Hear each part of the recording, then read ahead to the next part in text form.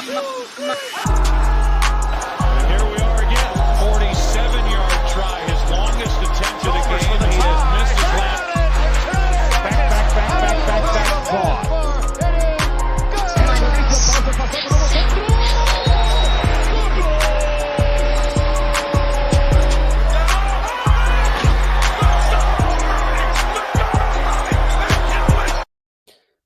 What the fuck is going on, everyone? Welcome back to another episode of Blitz with Blake.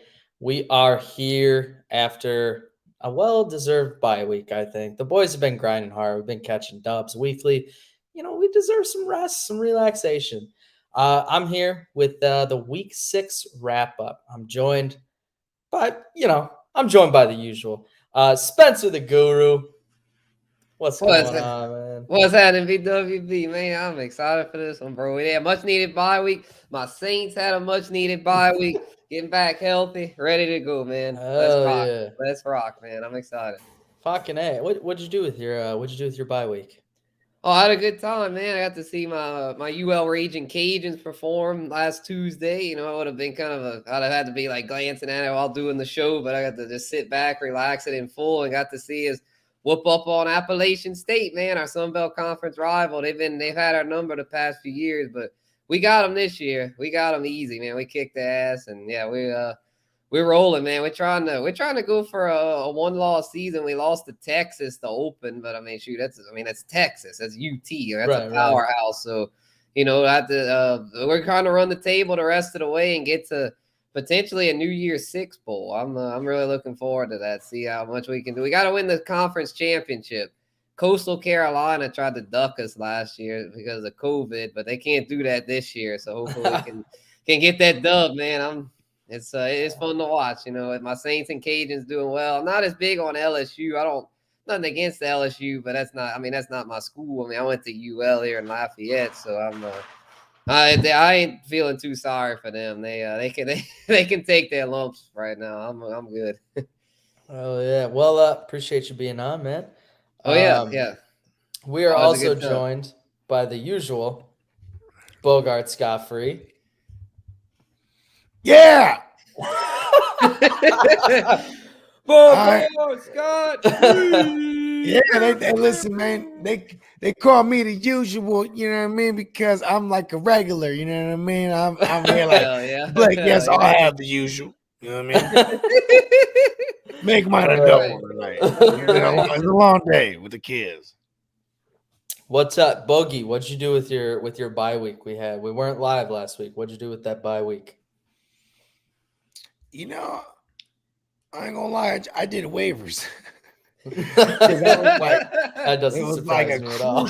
You know what, bro? Like, it was like a crucial week, like where there's like hella leagues that are like 2-2. I mean, 2-2, a 3-2 or 2-3, where it's like you don't want to fall into the abyss now, right? And get to 2-4. You want to get to 300 in that one, and then the other ones where you're 3-2, you don't want to fall to 500. You want to like start, pulling away. You know what I mean? Like, right. It was one of those crucial weeks, and yeah, it's pretty awesome, man. Because I'm staying afloat, man. Like, you know what I mean? Like, considering the amount of leagues that the motherfuckers is in, you know what I mean? Like, it's just I have more than me, bro. Listen, I ain't gonna lie. I slipped up a couple times this last weekend because I was just kind of out of it. I wasn't really feeling well on Friday, so I knocked out early. Probably because I go on like 4 hours of sleep every night, and you do consecutive nights of that shit. And I got hella kids, so like when they sleep at nighttime, that's kind of my time to do what I got to do, and with quiet. You know what I mean? Yeah. Then I got to wake up early in the morning and rinse and repeat. You know what I mean? You do the whole shebang again. You know what I'm saying? Yeah. So like I just kind of crashed out, and there's a dynasty league I'm in. And like, I don't mind doing bad in this dynasty league because I got like multiple first round picks next year. Like, shout out to Kev and JD. They actually about to be on the show tomorrow. But yeah, it's their dynasty league, right? Oh, the Hard to Start gang. Yeah, that shout out to the Hard to Start gang. And like, fellas. But you know what's funny though is like, so he sends me a screenshot. He's like, man, because I forgot about it. I left like Elijah Mitchell and all these like looks like some fuck shit. You know what I mean? Because we have honor. We don't do that shit. Right. Damn, I forgot. First of all, I'm looking at it like, oh, I got a team just like that. He's like, no. it's your team. You know what I mean? Like, I'm like, oh shit, I'm fucking up. He's like, man, you tripping, man? You all right? Like, he's like, you know, like literally asked me, like, you all right? Because I was telling like, oh man, I'm just kind of out of it, like, you know, because there was no excuse for it, because I don't get down like that. You know what I mean? We go down with honor. I don't want to win, but you still don't like you don't give out free dubs like that. You know what I mean? Yeah. I was wondering the all in, and he had kept Kamara in there for a while. I was like, man, like when's he gonna change? I don't want to hit you up, but then I saw, like, okay, he got it. I figured that you were just waiting a little bit. I always do my sweeps. I do my sweeps, and that's the thing. Is like I forgot, because listen, I ain't gonna lie though. You seen that? I was out of it this past weekend. I was just like, I noticed. It's on Thursday night. I was like, damn, it still has Kamara in there. Because normally Thursday we locked and loaded, boom, got everything going. You know what I mean? Like. Mm-hmm. Yeah, we'll have to tell the people about that epic matchup. Oh my gosh, that was insane. Bring it up. Back and forth. Yeah, that was awesome though. It was awesome because the lead wasn't comfortable at all. I think I went in with like a 15-point lead in the Monday night. 15, 20 points, something like that. You had like Sanders too, though. So and I still had Sanders, but I'm like, but you got Derrick Henry, bro. Yeah, like, got the king. Got the king. And you know, the only way they beat what's crazy is like to beat the Bills. That's the recipe, right?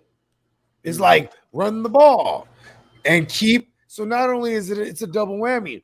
In reality, they need to run the ball with their best player, Derrick Henry, to keep Josh Allen off the field, right? Yep. And then in fantasy, now it's like because he's the focal point of the game plan. I'm like, damn, even with this 20-point lead, and goddamn. Manny Sanders, bro. I didn't feel comfortable. And you know what? I was right. Plus, I got Henry everywhere. So I'm like, my energy's out there and I'm putting in the universe is for Tractorcito to just fucking truck it, bro. In which he did. So yeah, it's all good. All good. I won most efficient manager in the Smokey and Bogey League, but I once again took a fucking L. Oh, damn. I'm getting beat up in that league. I got beat out of the guillotine league too. Oh no! Yeah, I got beat out. I got beat out by like I think it was like 10 points or something like that. Damn! You know what sucks? I was the first one who died in that league early. Week 1, done finito. And you know I had aspirations, bro. I had aspirations. Look at my team. My team was crazy, bro. It was like Aaron Rodgers, Aaron Jones. Oh, yeah, Aaron Rodgers. Mike Evans, because Mike Evans didn't do squat week 1 neither. You know what I mean? Yeah, just a bad. Yeah, that's a tough with those kind of leagues. Yeah, it's like the damn suicide pools where you try to pick the the game. It's like if you just have one off week early, you're done. You could do everything. Oh yeah, survivors. Right. Yeah, survivors. Yeah, those survivor pools. Yeah, I did that. I'll never forget, bro. I'll never forget. I won a survivor. This was back in 2018. It was Josh Allen's rookie year, and they go into Minnesota. And then Josh Allen's playing. They go from Nathan Peterman to Josh Allen, and you couldn't really tell a difference, bro, because Josh Allen was so raw, just throwing pick sixes all over the place. And then this was the first glimpse of the Stallion, right? So everybody picks Minnesota. Rookie, yeah. Everybody picks Minnesota in their survivor. Yeah. And here comes fucking Josh Allen, and he does Stallion things, bro. That was the first glimpse of the Stallion, the first appearance of the Stallion. Yeah, we knew it was there. It just needed to come up. And everybody lost because of that shit. I was elsewhere. I had played a different game, so I won that shit. The little survivor pool I was in. It was awesome. Hell yeah. Yeah, I remember. So, yeah, just his rookie year, second year. Like, I remember I was like, man, Josh Allen, he's not the most accurate passer, but, man, he's got so much untapped potential because he runs and he's got a cannon arm. Like, you know what makes me so mad, bro? This is what makes me mad at myself is because I was on him his rookie year. I was on him the following year. And then now everybody's hip to him, and they're projecting him going into 2020. They're projecting him to be one of them guys. You feel me? So, So you know what they do? They start drafting him high where I don't like it.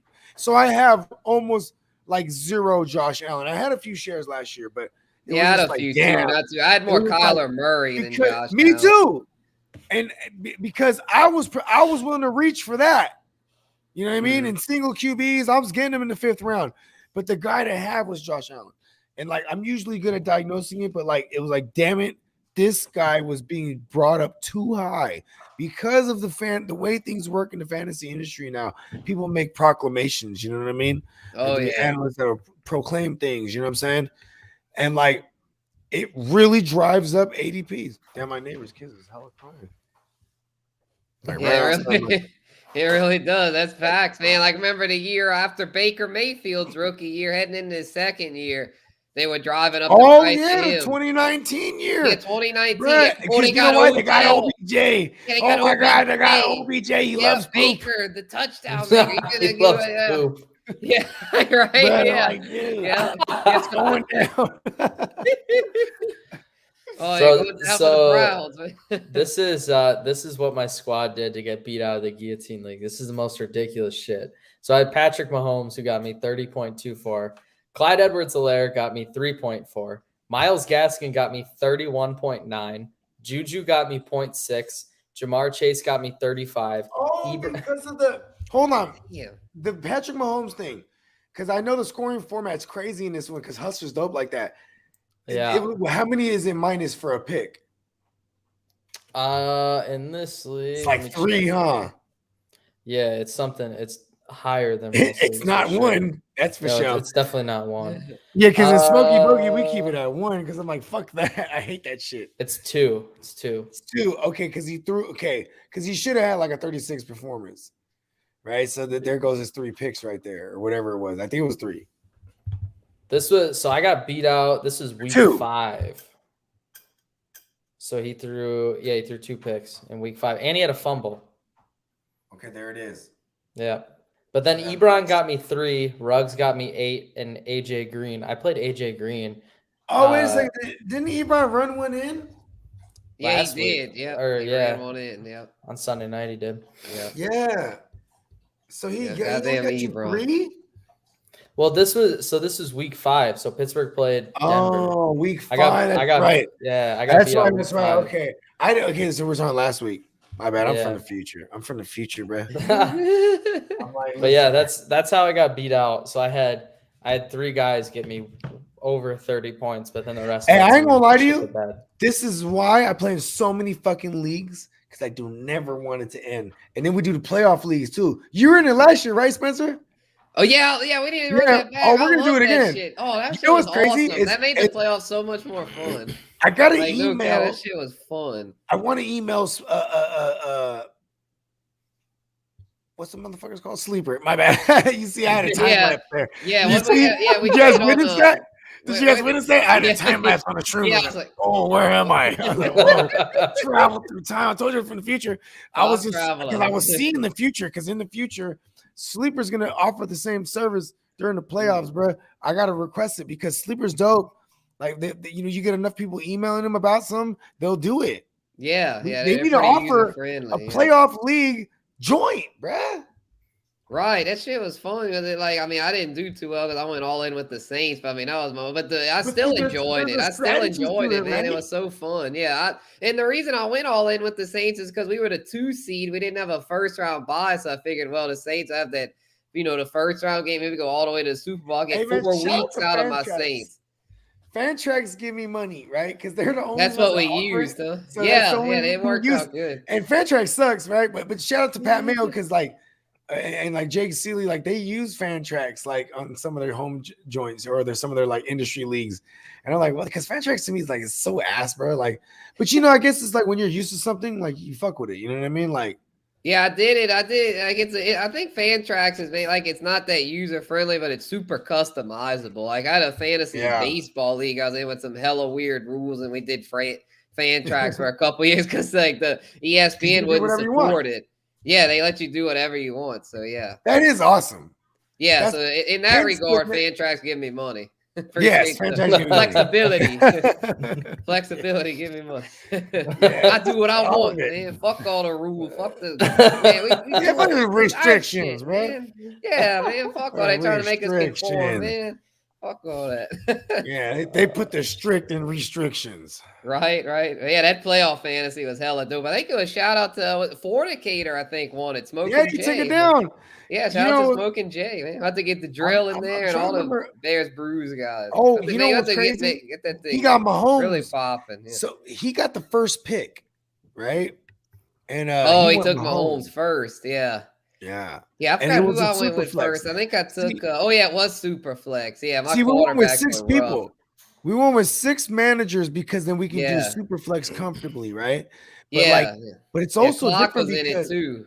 Yeah, Clock was in it, and it ended up being Clock and yes, and Clock and Smokey were fighting basically, it out. Yeah. But it was awesome because it's a battle royal all the way to the end. Like there's been time, like I remember Steamboat. He beat me 2 years in a row. It was me and him at the end. Everyone's till the end, but just we had a hell of players. Yeah, and he beat me. He lost his QBs like early on, but he just had all the dope skill guys. You know what I mean? He had everyone from the Rams and everyone from the Patriots that one year, and they had the Super Bowl, and it was so ugly. No one did shit really, but Sony Michel, and he had Sony Michel, and like he took it down, bro. I was like, this motherfucker. I had Mahomes and Damian Williams, and they just had me like. I went in like leading by like 100, or not 100, like by like 40. Yeah, I think you and Steamboat were in the mid pack, and then me and a name we will not mention were near the bottom. Yeah, we know that. But I didn't finish last. He finished last. I didn't finish last, so I can stand on that. I can stand on that. I didn't finish last. I forgot said individual was in that league because you tend to forget things that aren't memorable. True that. Yeah, the reason I remember it because I looked at I was like scrolling through group chats, like deleting group chats on Instagram or just DM in general. But then I saw that, look, the playoff league, the degenerates. That's right, the degenerates. Yeah, and I looked at it, I was like, we got some cool people in this thing. That's like, oh shit, he was in it too. Fuck. You know what, Spencer and Blake, bro, we both of y'all, man, we gotta be in more leagues next year because like fantasy's just fun when you play with your boys. You know what I mean? Yeah, most definitely. Like, of course, I'm definitely hopping in some type of money, and even if it's not too much. Next year, the Smoky Bogey Invitational. Count me in. I'm getting fucking railed in that league this year. Yeah, that one sounds like it's a gauntlet, but I love the tougher the challenge.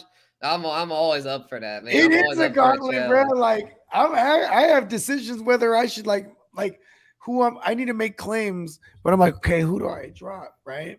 I'm like, do I drop Jeremy McNichols? I might need to hold on to him. Like he's useful, kind of.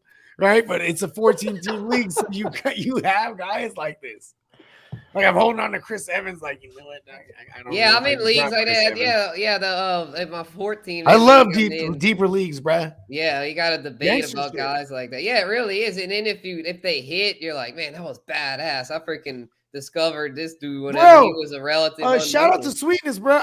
Listen, man. We had a dogfight just like me and you, Spencer, and and then me and him. All our players were done before the night game on Sunday. So it was like literally his Damian Harris versus my Dak.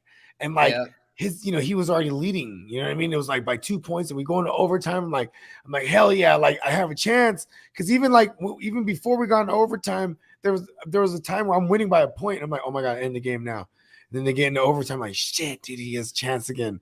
You know what I mean? And what's crazy is like, he Donovan Peoples-Jones'd me. You know what I mean? Oh, and I'm like, it was 1 point. Yeah, we're talking about that today on the show. He picked him up, bro. Like, it's a savvy move. That was a hella savvy move. Dude is floating around out there. He picks him up, bro, and does it to me. And you know what's funny? I thought about Peoples-Jones. I saw him out there, and you know what I did? Give me DeAndre Carter, and that shit fucked me. You know what I mean? Yeah, man, that's what makes it. That's what makes it so tough because it's so hard to know. It's like because I'm playing a matchup. I'm like everyone kills the limited data. Yeah, the data for those kind of guys, it's such a crapshoot. Which is playing the matchup. Yeah, right? Sometimes that pays off, and then other times it's like, man, Peoples-Jones. It's Arizona. Gotta follow the trends. Peoples-Jones is trending up, and sure enough, he had his game of the year.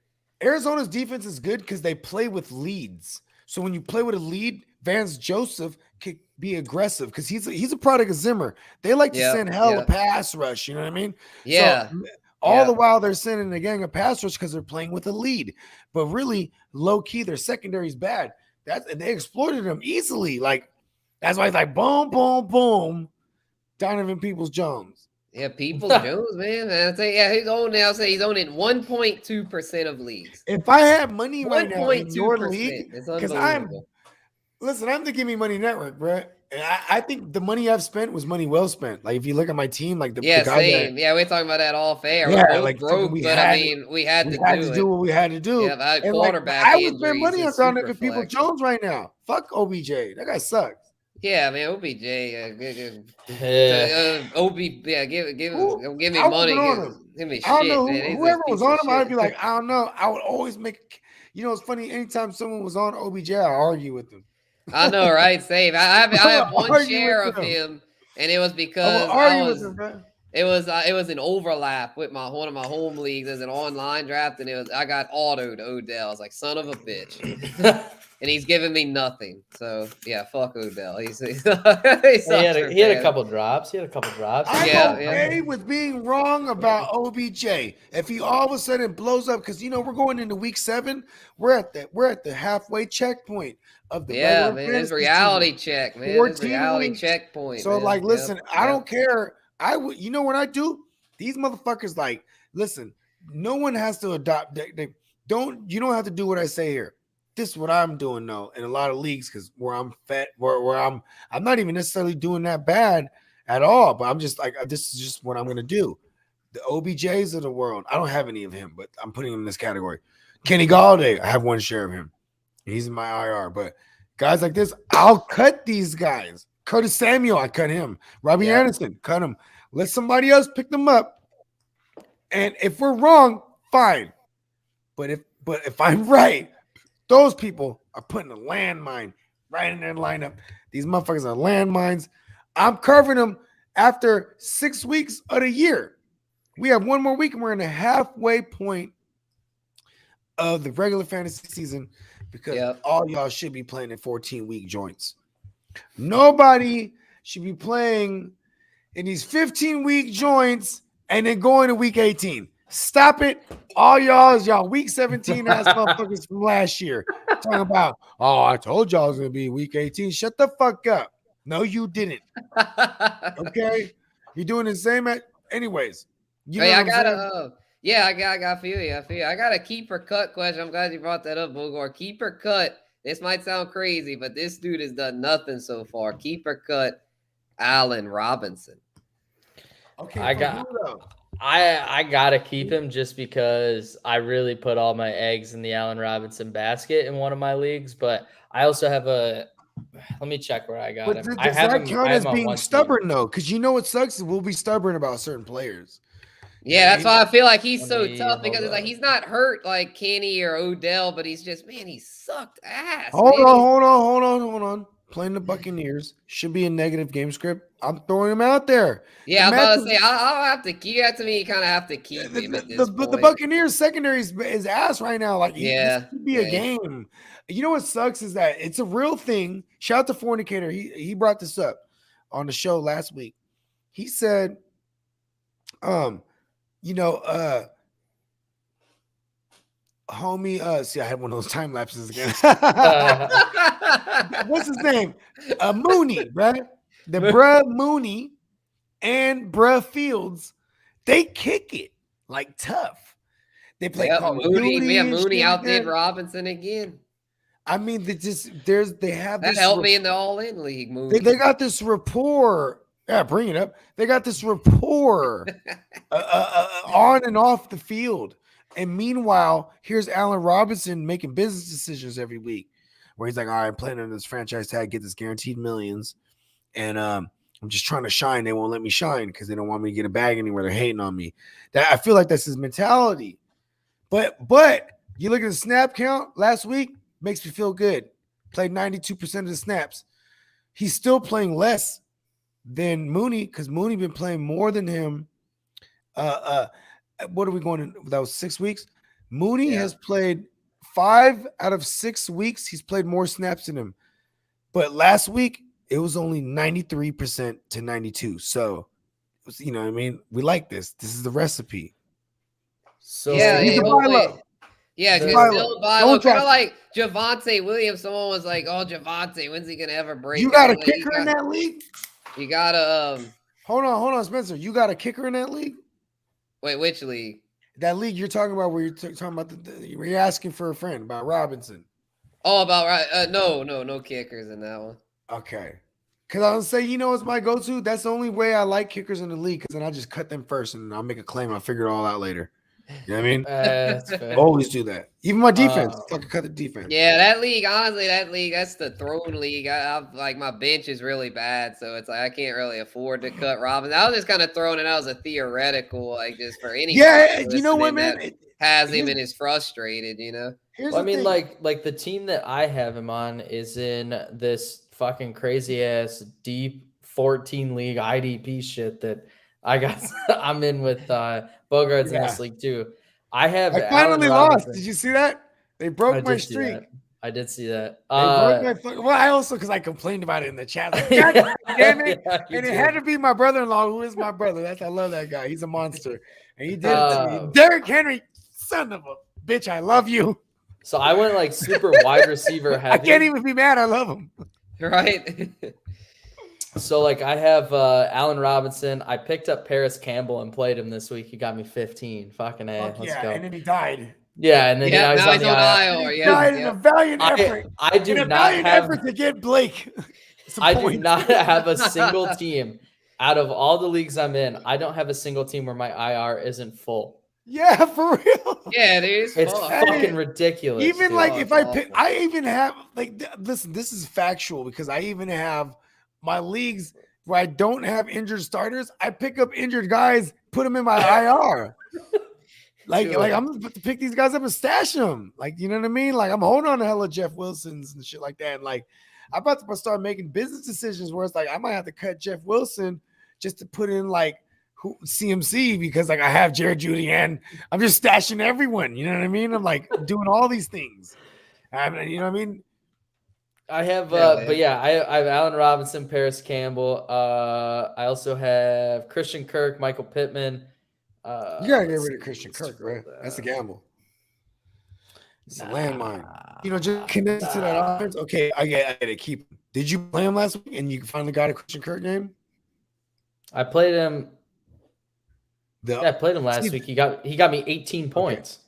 Yeah, exactly. Okay, good. You got the Christian Kirk game. He's hella hard to diagnose. So you but you played him on the right week. I let him free. And in true love fashion, I let him free in the all-in league, right? And because I figured, you know what? I know I spent like $15 fab on him, but you know what? We had good times. He hadn't made it in the lineup, so I just let him go. And then he balls out the week. So the only week I didn't play him, he balled on my bench anyway. I did not play him week 4 against the Rams because I was like, he's about to get locked up. That's making me mad, bro. Might have beat. If I would have kept Christian Kirk, I probably would have beat Spencer here, bro. Oh, man. How many points did I lose by? 4. How many points did I lose by? 4? Damn, that's so close. Yeah, it was insane, man. I was on the edge of my seat. I was like, oh man, because it was like that. The 3-3 thing. I would have go. We'd have both been 3-3, and then it pushed me to 4-2. I kind of feel. I kind of feel bad. Like, yeah, I know. I kind of feel bad, but I don't, because I know how this league goes. It's ruthless, so I gotta win.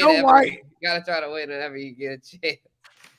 Bro, that loss for me to go into the abyss to 2-4 right now. It's crucial because, like, I haven't even looked forward yet. I don't even know who I'm playing. I'm just hoping that they're dealing with things like bye weeks and shit, because I have one starting QB, and then, like, you know what I mean, I have like bye weeks shits. You know what I mean? So I'm like, I gotta string it together. Yeah. Oh, you're playing Piggy Bank this week. He's 3-3. It's a big one for you. Big one for you. He's not going to have Robinson. Yeah, he's only got one quarterback this week. He's got Kirk Cousins. He's got Davis Mills. He's got Davis Mills and Danny Dimes. I mean, yeah, his team looks. He's going to play Dimes. He'll play. He might have a shot. He actually hit me up today wanting to trade for a running back, but we haven't. I don't think I'm gonna do it. I have no depth. I got Henry Eckler, and that's it. So I'm. I hate how he's catching. Damn it, he's catching me at a good time. This motherfucker, dude. Yeah, man. He need to try to beat Piggy Bank, man. Because if you don't, man, he might try to creep up into contention. This league's so close, man. That some of the hitters, man, we got Fantasy Follow in this thing. He's 4-2. Jay the Plugs 3-3. Clock fell into the abyss at 2-4. You and Clock are y'all hey, are. Listen, you know what? Need to try to get going. I know. I can't fall deeper into the abyss. Right. Yeah. So it's not that done. Yeah. I mean, 2 games below 500. That's doable. I mean, last year, remember me, you and Clock we all started slow and we're fighting each other for the last playoff spot. That's what I'm saying. That's what Shout I'm out the Clock for getting that. I have a solid team here. Yeah. I have a solid team here. Like, if I could survive and get Montgomery back, like I have Kamara. Like, you know what I'm saying? Like, I have Kamara against the Seahawks. Like, here's the thing. I only have one QB. I did put in a claim on Case Keenum. I have no bread, but like there's no news on Case Keenum, so I feel like only the Baker Mayfield person would probably claim Case Keenum. Because to be honest, this is a smart organization. I think they don't play Baker Mayfield this week. Yeah, I wouldn't. And I would love Case Keenum. Yeah, I'll say it's a revenge game. It's a mini revenge. Yep, yeah, he used to play for Denver. Yeah, Baker wants to play. Baker wants to play. He's determined to play. I don't know if they'll let him, but he really wants to play from what they're saying. He's preparing to play, and he looks like he's going to. I mean, he's got some balls for doing it, but man, he might be better if he just sat out. He's got a big pair of cuckoosies. Yeah, he does, man. It's just the team. They might. I mean, he's literally got a torn labrum. Like, I know it's his non-throwing shoulder, but that's still rough. It's tight because, like, he's like, it's a pain tolerance thing. I'm good. Yeah, I like that. That's why I call him the rooster, bro. He's big cocky. You know what I'm saying? He's just like, listen, fuck these motherfuckers.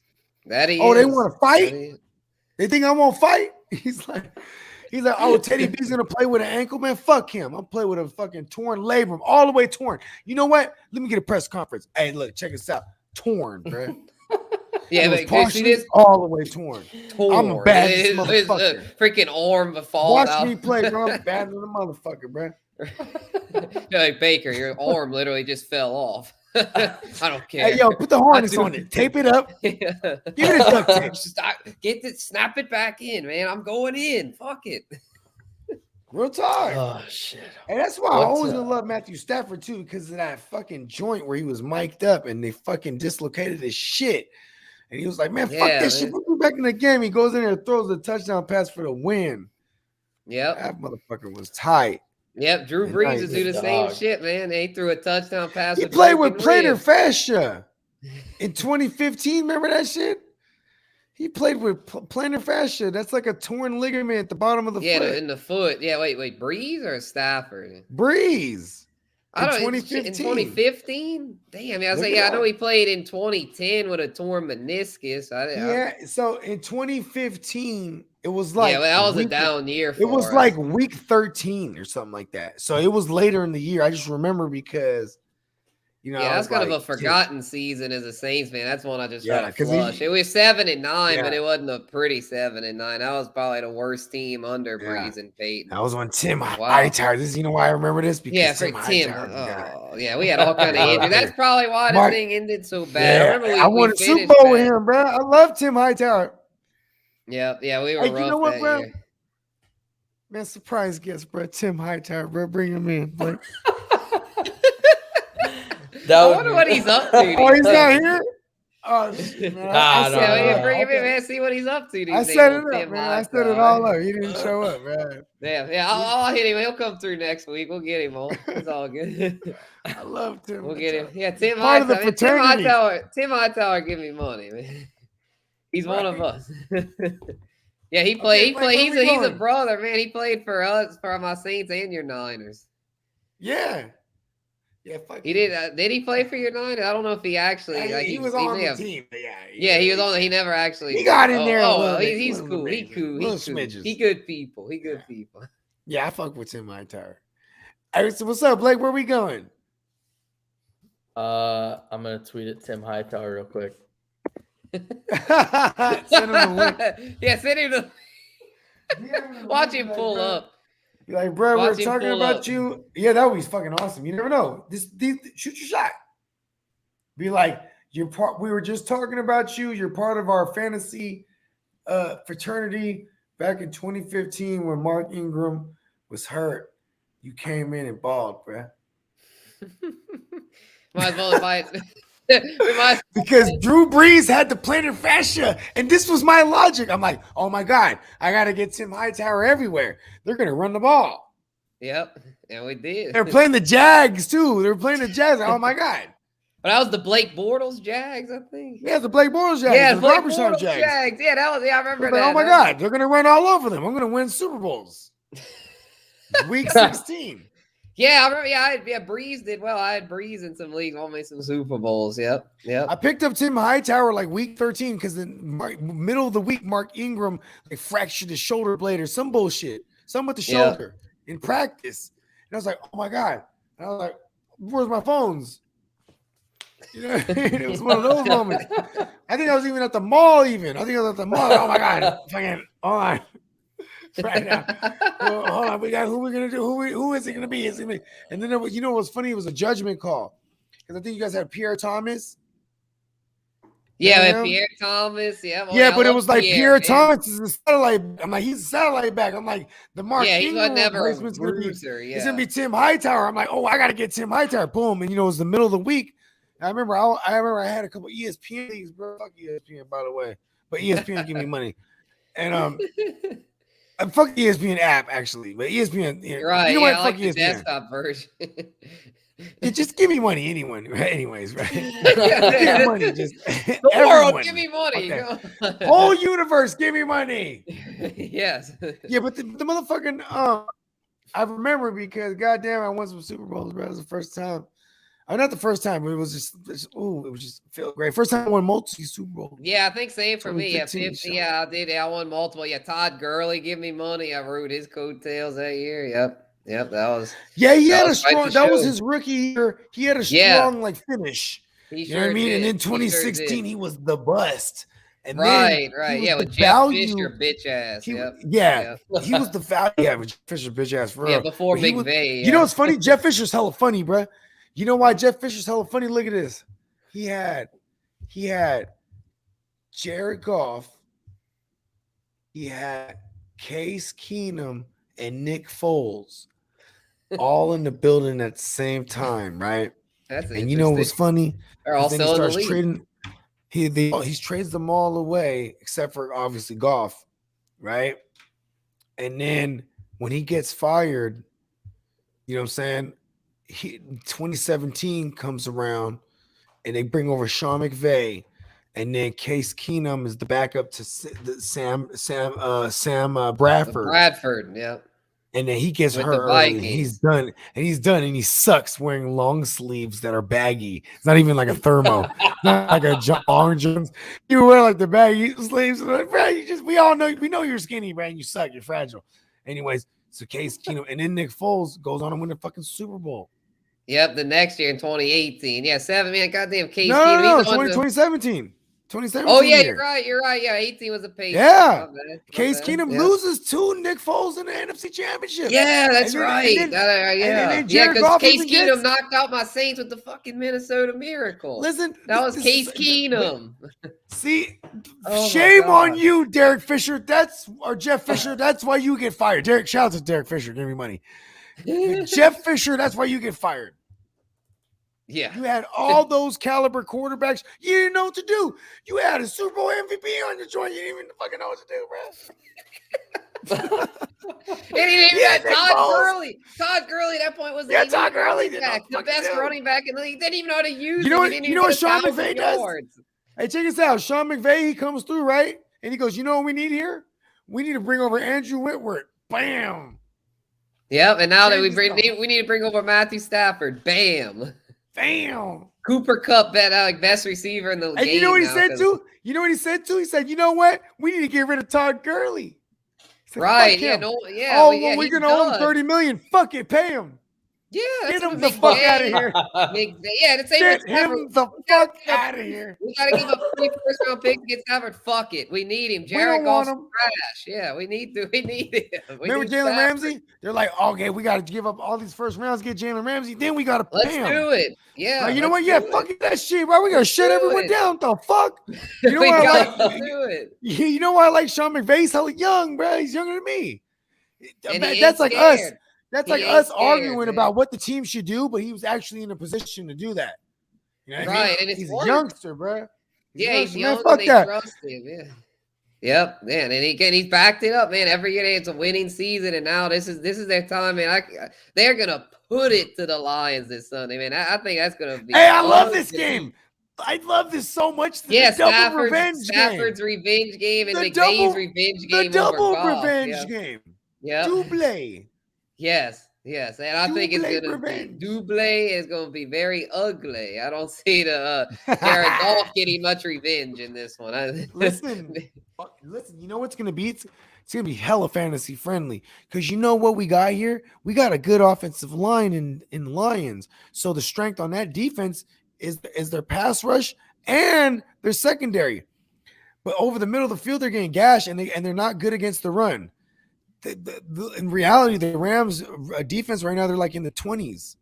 They're not a top. Yeah, their defense 3. hasn't been quite as good. It's just that No. Stafford and that offense is. But scary. also too, it could be skewed a little bit because they've been games where they blow motherfuckers out and they let them come back. They let them come back just because there's no chance, right? But they let them rack points and get garbage time points, right? This has happened, so that could skew their numbers. But I'm saying like we could see a lot of good garbage time from Jared Goff. Like I really like Swift this week. I love Swift, bro. I don't know why we don't have. We were early on him last year, huh, Spencer? Yeah, we were. Like, yeah, I only have one share of it. Swift. Same, I only have one same. share of him, and it was because I was in the 6th round of the super flex. And I go, damn, I have to take him here. Like, Yeah, I have to do it. And you know what's crazy is like I took Gus Edwards in the 4th round. I thought that was a value. So I'm so glad that I have Swift because I obviously lost Gus Edwards. You know what I mean? Yeah, Like, Swift damn. fell far in some leagues this year. Some people are like off of Swift, like Because they were, you know why everyone worried about had him, Jamal like, fuck Williams. him. Yeah, they You were know like what's ready funny? to abandon ship. Yeah, fuck him. Fuck Jamal. It's Jamal amazing. Williams. Right. Yeah. Well, it's just funny how, like we said about ADP earlier about driving prices up. They can also drive prices down. If a bunch of analysts say so and so is going to bust, then it can kill their ADP. Yeah, that's annoying because like at least have some context to it. Why? Yeah, Break it that's down actually why. good for smart owners like us because then we could, let's say, get a Swift in like the late 3rd, early 4th. Then we look like smiling like we just stole this dude. Yeah, like you know what's crazy is like, man, there's a real thing with injury prone, right? Like I feel like with injury prone players, I'm not gonna pay the price no more. Like I didn't draft any Kittle. I traded for him. Right. Yeah, I didn't take any Kittle, didn't take any Odell, no Saquon. Just I had a couple in super flexes. I had a couple opportunities to get Dalvin Cook because I had like a 3rd pick overall, but I went like Josh Allen in those instances, or like Kyler Murray because also because the scoring format with like like a point for every 15 or a point for every 20 passing yards. So like it's a little skewed towards the QB. So I made those decisions, but like I'm happy I did because like I get mad when I see somebody else has Cook. I'm like, damn, I could have Cook. Then when he's all beat up, I'm like, because like, and especially if you don't have Madison, it's like when you draft Cook, you have to have Madison. When you draft, Aaron Jones, you have to have Dylan. Pollard. Zeke, you have to have Pollard. Like this is the games we play because the secondary options that talented that if the starter goes down, the other guys, his value goes up tremendously because he's getting all the work. Like look what happens when a Monty Burns is down, then a Damian Williams is down. Herbert's smash play. Yeah. Because of the matchup, and he's gonna get 20 touches and he pays off dividends. You know what I mean? These are things that we're looking out for. If Joe Mixon didn't play last week, whoever had Chris Evans, smash play. But Joe Mixon did play. I'm just saying, these are those guys. Like the first, like if Chris Carson didn't play, Alex Collins smash play. Smash play. Not the first week, but if you stuck with it, he was. Now he's hurt. And now we're all gonna play this Rashard Penny game. Oh You know what I boy, mean? yeah. Talking about injury prone, man. I guess if you're desperate, You can I get the mean, but one it's game out of him. yeah, Listen, yeah, they say he's going to play. And yeah. like, if you're smart and you know all your running backs are hurt, are you going to give him a full workload? No, it's probably going to be a platoon, right? Yeah, with But a he's probably homer going to in get, Dallas. Yeah. but he, and like, depending on game script, probably Dallas is probably to play. Yeah, Dallas might be the best play because against my Saints, I don't see Playing from them getting behind. much. They're not going to get the lead on Yeah, us. I let's don't go think. because Infamous With Wentz is negative back. You games. know what? Yeah, You know what, Infamous bro? is back. Hey, they're gonna start off shooting out the gate. The Seahawks. You know why? Because Infamous gonna start off throwing a big ass pick six. I'm like, yeah, let's go. Get us right. Yeah. Oh, Yeah, y'all think y'all win it now? Yes, right. Watch Yes, this. Right, I'm okay with it. He did it in week 5 against Washington. He threw his It's the infamous pick, recipe. and we won. And we did good the rest of the way. It's the recipe. Yeah, get your pick out It's of the the way, and formula. then let's go. Yeah, get your slow starter, man, and get your pick out the way, and then we'll be good. Oh yeah. shit. All right, let's go. Let's get into this here. Let's start off with this one. Bucks beat the Eagles. TNF action. Yeah. I'll say the thing that really stood out to me in this one, man. I'm not a big fan of this dude, but shout out to Lenny, man. Lenny Fournette, a hell of a game. Hell of a game, man. RB1 performance. If it wasn't for King Henry, he would have been the top overall running back this week, man. He's showing he can still do it as far as being a true workhorse. I mean, he's just a kind of a bad attitude kind of guy, but if his head's in it, dude's a fucking stud, and he showed that Thursday night. I'm honestly surprised this game was even near the score. I will Yeah, the say that. Eagles kept hanging around, and they pushed back, and then man, I was hoping they could come back. It's like, come on, Hurts, keep pushing, man, keep pushing. Yeah. He played his ass off there at the end. Yeah, it surprised me because I really I was talking to a couple guys at work. I was like, man, this is gonna be a fucking blowout. Yeah, you never know at TNF, man. Thursday night football is always wild, man. And as shout out to Jalen Rieger too, 100 yards worth of PIs. Yeah, well, they didn't even catch a pass, but racked up 100 yards in penalties. Unbelievable. Yeah. 100 yards. How does that happen? That might be a record. I've never seen anything like that. That was outrageous. I mean, overall, not a ton of takeaways. I like the Lenny Fournette take for sure. It's nice to see them getting some production out of the running back position. Yeah, not have it be an ugly committee. Yeah, so if Lenny can keep this. Speaking of ugly committees, the Eagles, man, Miles Sanders and Kenny Gainwell, those two are just they can't get anything going, man. I'm speaking of keep or cut, it's like, I mean, definitely it's time to cut Gainwell, and almost of it is it's time to cut Sanders. I mean, Sanders has just sucked ass. Yeah, I agree. It's ugly. I guess you keep him, but I don't know, man. It's getting bad. Another couple bad weeks. Yeah, I'd almost be ready to move on. Hurts is the goal line back. Hurts gets all the cheap touchdowns. Yeah, right. Exactly. No shit. Keep it moving. Bogard will come back. Vikings beat Panthers in overtime, 34-28. Yeah, man, Kirk Cousins give me money, man. I was thinking he might struggle in this one against been a pretty solid Panthers defense up to this point, but I think Kirk Cousins is showing in that offense with Jefferson, Thielen, them boys, Conklin, Osborne, like getting them all involved. I think Kirk Cousins has a legitimate shot to be a QB1 this year. He's looking the part. I know he did pretty well last year as a borderline QB1, but this year it's like he's been too good to ignore. I know we always give him shit, but he's been the real deal, man. I feel like Darnold, has started a little fugazi, but Kirk Cousins, I think Kirk Cousins is legit. Yeah, that's back-to-back weeks. Cousins has led the Vikings down the field, put them in position to kick game-winning field goal. Once they did it, obviously this week they missed, went to OT, but it is interesting because usually I feel like in the past Kirk Cousins somewhat chokes those situations. Yeah, he seems like he's matured a bit. I think he's starting to come around. Playing at nighttime. Right, yeah. If you keep him out of prime time. Kirk's not the greatest. But you know what, though? There is 3 instances I can think of great primetime Kirk. One was against it was 2016 Thanksgiving against a rookie Dak Prescott in a fucking thriller. And Kirk Cousins, first of all, he lost the game, but he showed up in prime time. Threw for like 4 touchdowns, fucking 400 yards. Or it's like 3 touchdowns, 400 yards. I think he ran one in. He was just fucking a madman, bro. Playing under the franchise tag, even. Right? Yeah, maybe. I think it was his last year with the Skins, huh? No, that was his first franchise year. So franchise tag year. So second to last he year. played for one more year after that. Oh yeah, because he came to the Vikings in the double franchise. Next year. Yep, that's why he has the most. He made a lot of money, bro. Kirk Cousins has always get everything. He must have a great agent. He must have a great agent because man, he's the fucking back.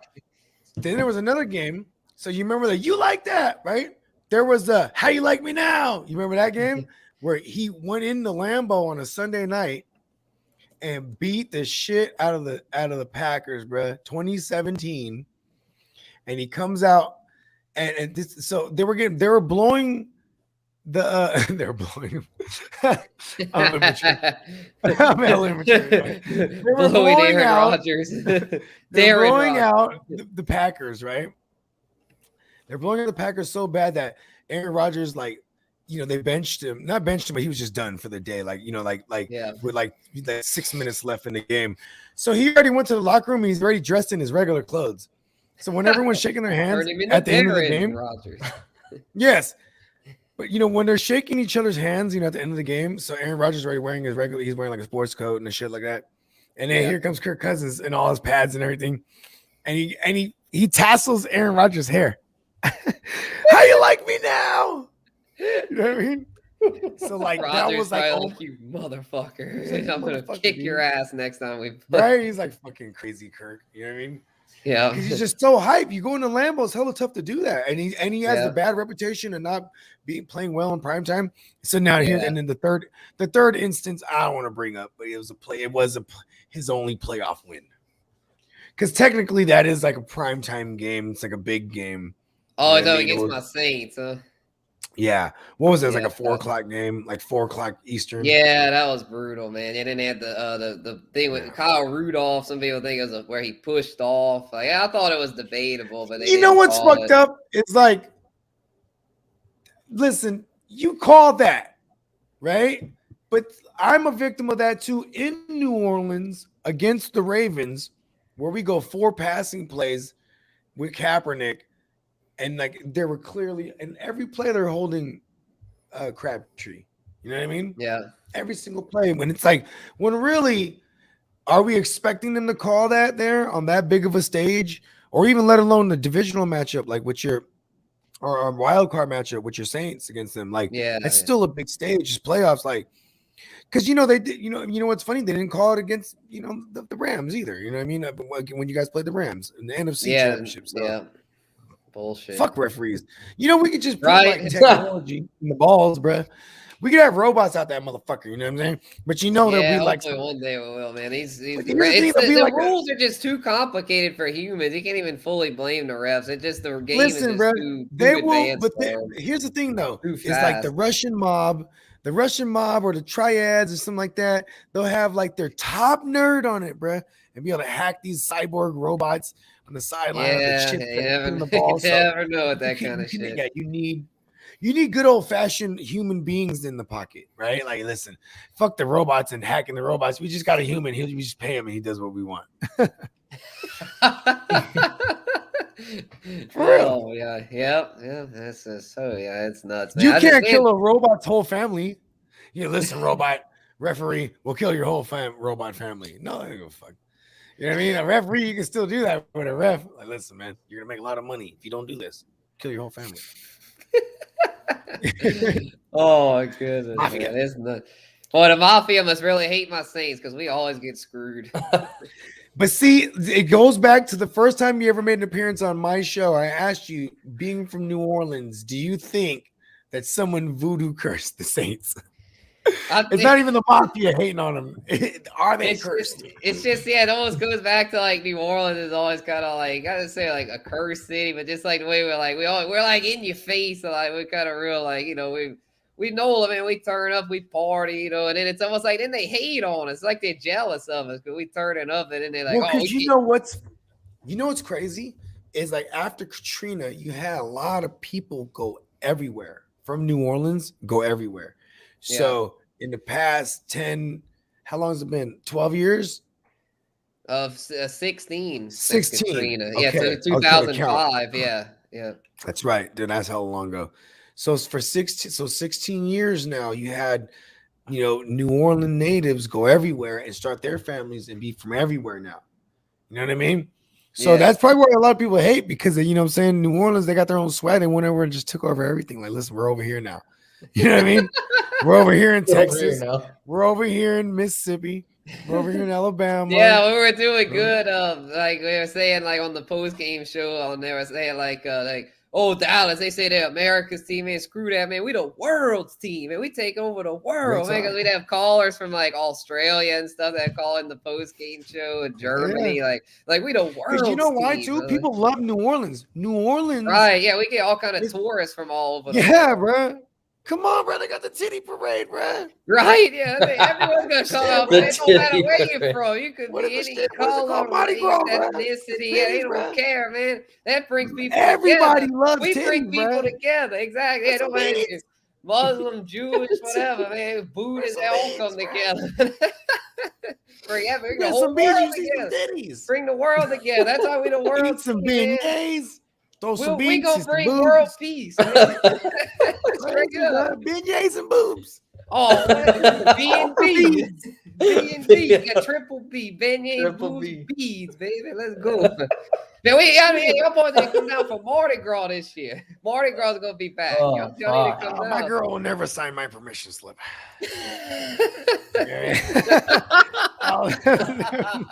need to go out there and take it. You know what, though? I want. You know what's funny? Definitely check it out this year. My cousin just got married in New Orleans.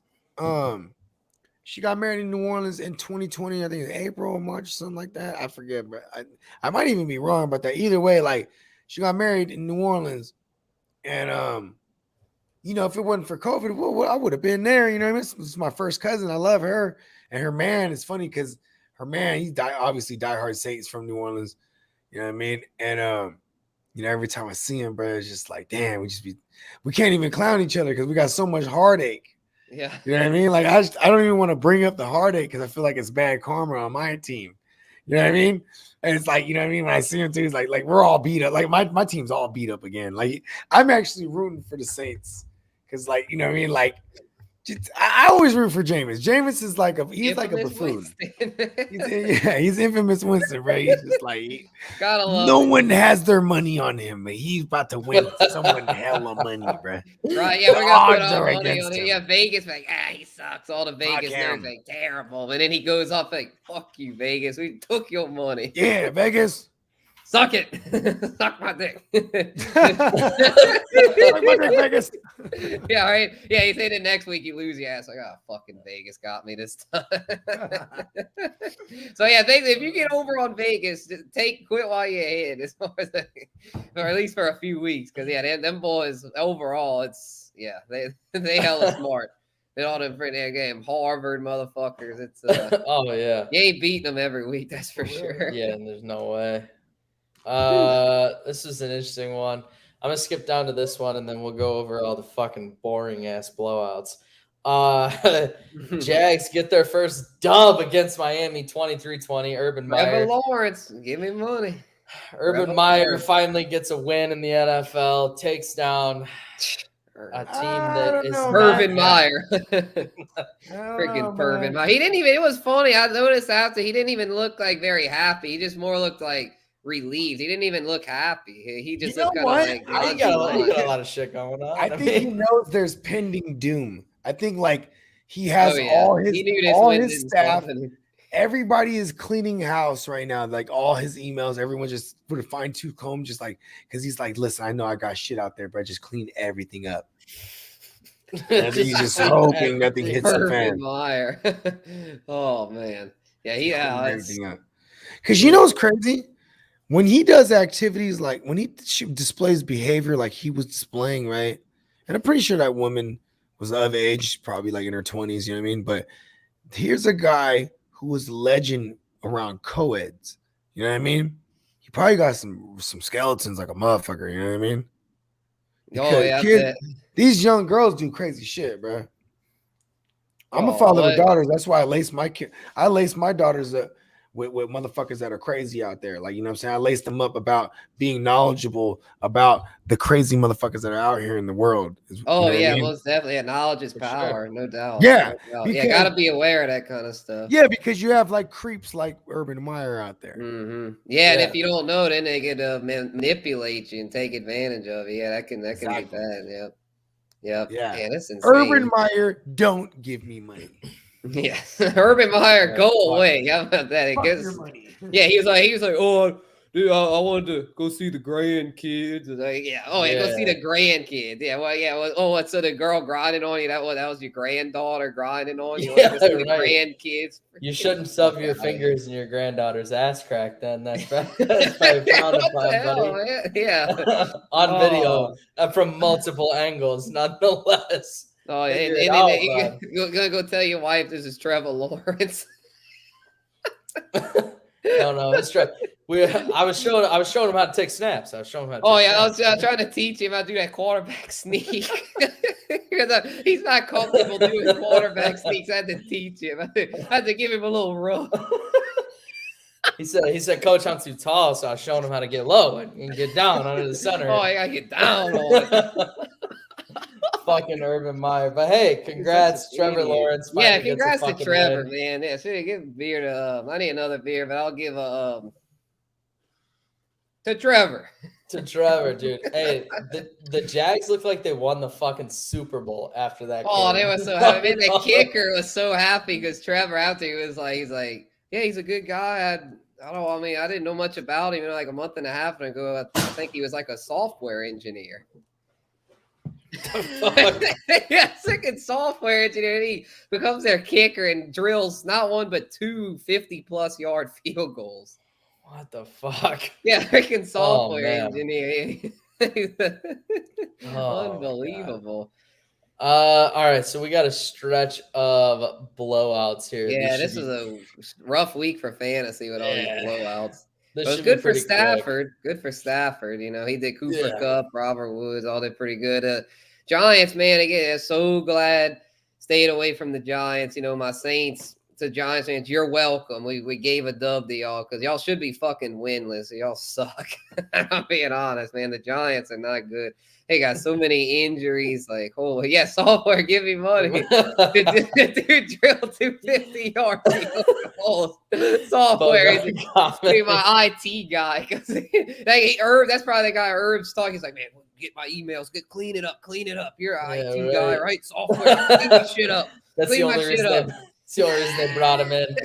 Urban's like, there's gonna be some shit hit the fan. I need someone to clean all my shit up. Oh yeah, Herb's probably paying that kid like a lot of money to try to cover his ass. He's making the league minimum. He's probably making like $4 million because of Herb. Herb just gave him fat wad of cash. Like, bail me out, kick field goals, and wipe my email server. Multitask, motherfucker. Oh shit. Yeah, the Giants garbage can. Can move on from that. Fucking disaster. Kansas City beats Washington football team 31-13. It was close at the beginning. Obviously, Kansas City runs away with this one. Yeah, disappointed in my man Taylor Heineke. I thought he was going to go off in this one, but he couldn't get much going, man. Him or McLaurin. I think McLaurin was kind of banged up.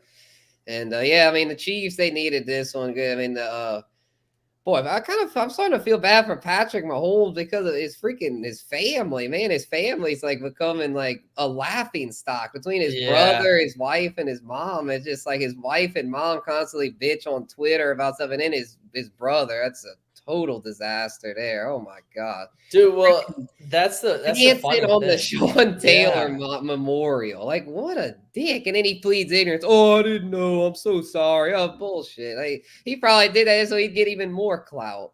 Well, so you saw? Did you see his tweet? Yeah, like his apology tweet. Apology. Well, yeah, that's what I was saying. It's just I was like I hate to say it, but it wouldn't shock me if he did that thing. He knew he was going to get even more clout because of that. Like, he's just all about the clout. Like, he's a clout chaser. Probably what's the funny thing about jealous clout? that his older brothers, like, that dude, so he wants to get in the spotlight. It's like, dude, you freaking. Who are we talking about? I want to shit on him. Jackson Mahomes. Jackson Mahomes. Oh yeah, what the joke? fuck? Yo, so Dancing on the okay, Sean hold Taylor. on. Explain this to me, because I was wondering why he's sitting backstage. Bring in Jackson Mahomes. Like, Yeah, oh, he's not back there. He left.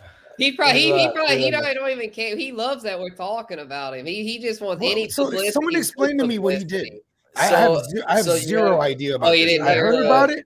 I heard about it, but I didn't go down the rabbit hole because I can give a fuck. Yeah, You had the Sean Taylor Memorial. So this is the game they honored Sean Taylor. Yeah, right? for sure. Okay, so it's chained off. There's literally like a square chain going around it. So Jackson Mahomes is at the game, standing on the sidelines, doing fucking TikTok dances, whatever the fuck he does in his spare time. And because his claim to fame is he is Patrick Mahomes' brother. Okay. Yeah, that's it. Yeah, and I mean, he sells cell phone cases on TikTok too. All right, you know, I ain't gonna lie, I have one of them right here.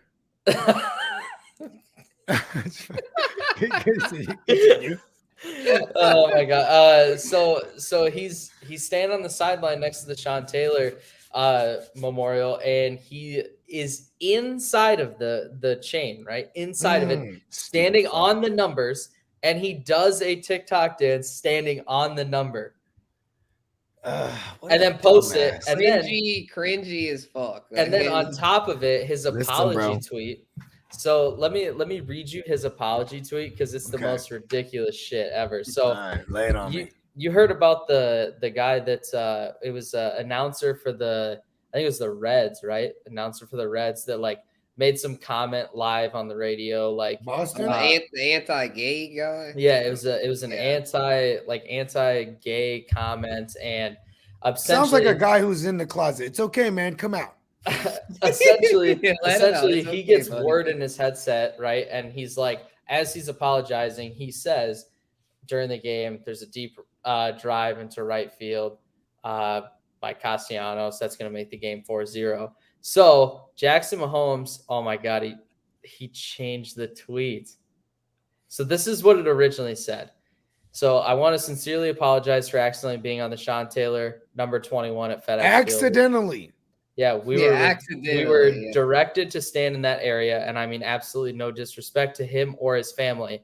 And then he changed it. He edited the tweet, so it doesn't say this anymore. Originally, what it said after this was there's a deep drive in left field. Castellanos homers, that'll make the game 4-0. Because that was like a meme, like after that happened. So he made a joke of it. He edited the tweet. Damn, wrong joke. Yeah. What a fucking idiot. He edited the tweet now because the only reason I saw it, shout out to Hook and Ladder Sports over on Insta. They screenshotted the original tweet. And I was talking about it last night with my boys. I was like, there's no way this is real, like this tweet. And I went on his Twitter page, and that was the tweet that was up. He changed it since then. So that was the shit that was going on all day today. Yeah. Or yesterday or whatever it was. So, yeah, if you go on Instagram and look at Hook and Ladder Sports, there's some guys that Hook and Ladder Sports give me money. Yeah, they're good shit. But they tweeted the original tweet, and that's what it said. He like made a joke of it. You know what's funny here is like I'm gonna be so real when I say this. They're half black and half white, and that's him trying to do some white privilege bullshit. Like feel like he has like this. I don't like that shit. Fuck Jackson Mahomes. Yeah, and he's gay, right? Like he's I'm pretty. He's like openly gay, I think. Okay. So that's why. So that makes sense. That's why he put that tweet originally. Okay, so that makes sense. He's probably like, people listen, were coming after him because he was gay, but it had nothing to do with him being gay. It was the fact that he disrespected the damn monument or the number, whatever you call it. Man, Sean, it was a fucking tragedy what happened with Sean Taylor. Exactly. Yeah, it's nothing to do with you don't fuck around with that shit. Yeah, you don't fuck around with that. I don't care if you're gay, straight, the reason they're honoring him. Yeah, this is like nothing. This is like the guy from you, Jackson. Like, God, what's the show that sucks and Power was better? What? Wait, what? The show that sucks but Power was better. Empire. Oh, the guy. Jesse Smollett. Whatever his name is, bro. Like, yo, just get the fuck out of here. This is just That's enough Jackson Hole. Let's move on. Well, I will say this. Yeah. The one thing that's funny about that tweet is when I opened it last night, it's still the first comment on there. The very first reply is some guy said, "Oh, you were directed to stand here," and it's a picture, and it's the 4 chains around the number. Like, there's no getting into that unless you step over the chain. Yeah. Like, oh, you were directed to stand here. It's you know what's crazy is the ultimate like wrong decision just from the jump, because the moment you think like clout is gonna like make you famous, you're a fucking idiot. Mm-hmm. Because that's a conscious decision he made. Like, I could do this TikTok dance right here, but if I step over these chains, bruh, like, you know what I mean? Like, he knew what he was doing. He's trying to stir up a whole thing. And I'm pretty sure he did just that. I'm pretty sure he chucked up an L while doing it too, which is kind of fucked up. Like, because it's like, that means you're like, even if you try to explain that away, like, well, I was checking up an L for Lawrence Taylor. Like, no, you're checking up an L for L. Because you're like, and I bet you was wearing Chiefs gear. I don't know if he was or not. Because then if he's not wearing, I didn't Chiefs watch gear, TikTok. But you know, I hope he's not wearing Chiefs gear. Because fuck him. You know what I mean? I mean, you got to think, if you're Patrick Mahomes, like, I'm calling him right after the game, being like, "The fuck are you doing, dude?" You know, I'm like, yo, where you at, bro? Like, you know what I'm saying? Like, where you at, bro? Cut the shit, dude. I'm gonna slap you. Yeah, man. they're making the Mahomes name look bad. Like, that's just listen, bro. I'm about to slap the fuck at you, bro. Dude, it was white privilege wannabe and shit. The worst part about it is there's a football game going on, and that's, although it's a blowout, so it doesn't help, but that's like the biggest takeaway from that game. That's what sucks about it too. Like, let's talk about that game real quick. Let's talk about that game. Yeah, we got to pull. What's going on, Antonio? Fucking Banderas, bro. Yeah, that chin, man. That chin's fucking with him, man. It's like a ticking time bomb, bro. It really is. I'd almost recommend moving him. I only have one share. What are you gonna get for him right now? Pete, you know why? You know what? I would love to buy low on Antonio Gibson, because that's what it is. I'll buy low on him. Yeah, what if that chin gives out? Somebody might be willing to give you like a running back that's not doing as well, like a Javante or something. I hate to panic trade, but man, Gibson, it's a tick. I'm not doing that yet. They need to put him on IR and stop fucking around. Yeah, well, if they put him on IR, then you get nothing for him. Then you're stuck. But still, though, like, just to have him right now, I would rather put him on your IR spot. Yeah, that's a good point. And just not deal with him. Yeah, exactly. Just let him get better, because he's awesome. And let's go for the step. let that heal up. Yeah, this is a team that's 3-3 in a shit division, or not shit no more. No, you can't say that, because they're one of the best teams in the league. Actually, yeah, they're falling behind. Oh, they're 2-4. Oh, yeah, that's right. Okay. Yeah, Dallas. It was the race to 300. It was the race to 500 between those two teams. That's right. And Mahomes and them got there, in spite of Jackson. Mahomes. Oh, that guy. Oh, yeah. All right, what we got let's do another blowout. Motor City Dan Campbell says at the end of the game here, he says in his press conference. Did you watch that? Oh yeah, he was so pissed with Jared Goff. It was so funny, bro. I watched it, and you can tell how mad he is. He's just like, well. He said, "Look, you know what, Jared Goff? You know, I heard the whole thing that he said. I heard everything he said. You know what he said though? You have to like speak Dan. You have to speak Motor City. You know, it's a whole language. So if you translate it in Motor City, right? He said like this fucking guy Jared Goff. Listen, man. After this, I'm gonna check his ass. I'm gonna grab him by his throat. That pencil neck motherfucker. I just listen, bro. You know, we traded for you because you know why? Because we love, as an organization, they loved Matthew Stafford. Like, we're not gonna do him like we did Calvin Johnson. You know why? Because Matthew Stafford's white. Anyways, that's not the point. The point is Jared Goff. We don't even. I like that, Jared Goff. That's a good one, Jared Goff. I just say, you know what? You know what's worse? Jared from Subway. Oh, that's way worse. That was when he was in the ring. Yeah, I thought that was my nickname for him because I hated him. Fuck him. Fuck him. That's Jared from Subway. He goes from Jared Goff to get pedophile. Oh my god. Man, fuck him. That's That piece of all. shit. I just thought it was Dan funny. Campbell will that fuck him up. Hey, listen, bro. Did you know they fought? They're going to fight, bro. Oh, I When? believe it. Jared Goff is a coach's worst nightmare because he's so arrogant. He doesn't listen to coaches. Yeah. He thinks he knows better. And It's so coaches, because he doesn't know how to read. yeah. He gets upset when people are like, why aren't you doing things, bro? Didn't you read the scout report? Like, listen, bro, I don't know how to read. He doesn't want to admit it. He's like Floyd Mayweather. He didn't know how to read. He just, why do you think Floyd got so far in the world? He's like, listen, I know I can do math. Spell math. Shut up. Except Jared Goff's not a fucking boxer as a quarterback. You need what's to know funny? how to Jared fucking Goff, read. Jared Goff is probably part of the money gang, bro. He Probably might part be. of the money team. Because, bro, Jared Goff got him a bag. Yeah, he really do. He really does. He got himself to the Super Bowl. Listen, it wasn't, it wasn't in spite of him. It was everybody else. He drove the bus. Yeah, exactly. Yeah, he was just real. Like actually that season he started off really good, and then down the stretch they crumbled. Yeah, every year with Sean McVay, he's throwing for 4,000. Correct me if I'm wrong. And another thing I was weird with him that year. Maybe not last year. Not last year. He would be hella good in LA and then suck ass on the road. I remember I was like, oh, if he's at home, but you know what though? Here's the thing. Road, I'm not playing. Here's the thing. He finally got the new stadium and there was no fans. So what's the difference, right? It might as well be road or home, right? And before that, the home games were basically road games. That's why I respected Sean McVay. They would, you know what I'm saying? They even at home it was hostile. Because the tickets were so cheap, and it's LA, it's an international city. So fucking everyone from the United States lives in goddamn fucking LA. So anytime there was a game, motherfuckers is there to support the away team. Right? Yeah, it's like the Chargers. Maybe with the Chargers in the same shit. Yeah, Herbert was having to do this for his home game. You know what was awesome? Having Joe Morley on the show last week, right?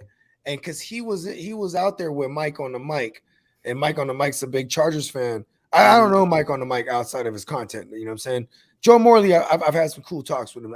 I fuck with Joe Morley. Shout out to Joe Morley. You know what I'm saying? And but Joe Morley, they were in the building when remember the game got postponed. And I asked him, I said, damn, that's a hell of an omen. Like to be the Chargers, the Bolts, and then here's this fucking thunderstorm. Right, and he's like, yeah, and then here's Joe Morley. Like, I was in the building, thunder even lightning struck the building. I'm like, what? Oh, so like, and he said they could see the lightning. Damn, like it was the lightning was crazy. I'm like, wow. They knew the Chargers to play. Their mascot showed up. Their live mascot showed Thor up. himself, the god of thunder and lightning. They had to channel their mascot. Fucking Avenger. Fuck a live tiger. Fuck a live bulldog. Avenger, bro. A live buffalo. Maybe we can bring a live lightning bolt. Thor himself. A fucking Avenger. Fuck it. Might as well. Might as well. Oh my gosh. But shout out to on this game. Shout out to Joey Burrow and Jamar Chase. Man, them boys are straight fire. Hey, listen, Blake. I want to say something to you because early on in the year, right? I remember Fornicator was like, I had Jamar Chase for him. He's like, and I go like this. He goes, but in a trade, I want to get Higgins back. If I'm gonna give him Chase, I go, he doesn't view Chase like that. He views Higgins as the guy. Because that was your early view early on in the year. You know what I mean? Yeah. But you know what, though? Listen, I have crazy views, too, that I don't want to bring up, like, shit I was on early on. You know what I mean? Like, I was on. I ain't going to lie to you. I got there's one of my teams. On one of my teams, I had the opportunity to take Higgins or Chase, and I took Chase early. Like, I took Chase in, like, the fourth round. And I didn't take Higgins because I was like, I'm going to see how it plays out. Higgins. Yeah. I was like, I'm gonna see how it plays out. And now I'm like, fuck, I should have taken Chase. I don't have enough Chase, bro. I got him on two of my teams. I have him on one league and I had to trade for him. I drafted him in a dynasty, traded him in a package to get Devontae Adams and DK. It was a hell of a deal. Like, that's another story. But mind you, package deals are the way to go, especially right now. If you're sitting pretty 5-1, 6-0, shit like that, 4-2, go trade for some of these players like a Keenan Allen, who's like who hasn't really been showing up, but he's on a bye week, and you can buy a Keenan Allen connected to this offense and have him the rest of the way. You do the same thing with Mike Williams. Buy these guys for moderately low. I'm not saying like for the low, but moderately low, because especially if the owners, they're doing bad in fantasy right now and they're suffering the bye weeks, go buy these motherfuckers, because then you have no more bye week the rest of the way. Dude, it's funny, like so I have 3 teams. Like I got a couple other teams that I really don't pay attention to because they're kind of bullshit leagues. Right. I don't really care about. But the 3 of the teams that I pay like heavy attention to, I am literally on every end of the fucking spectrum. I got in the Smokey and Bogey, I'm hefty 1-5. Yes, you got the dub. I did get one, last week. Yeah, okay. That's right. But then I have one team that's 1-5, one team that's 3-3, and one team that's 5-1. You're just all over the spectrum, like you said. Bro, my 5-1 team is fucking heat. Now, granted, I'm light at running back, but I got some moves that I've been making here and there. But I'm literally, the 3 teams I pay attention to are complete, like boom, boom, boom. I'm a Dearness scared stupid Johnson truther. Ernest. I'm like, this is one of those guys. He's my favorite waiver wire pickup this week because this is a smart organization. Like I said, they're not going to rush their guys back. Right. Yeah. Like the freaking Washington with Gibson, man. It's like, damn. Right. And they give him 20. Somebody look it up. How many? Hold on. Antonio Gibson stats in this game.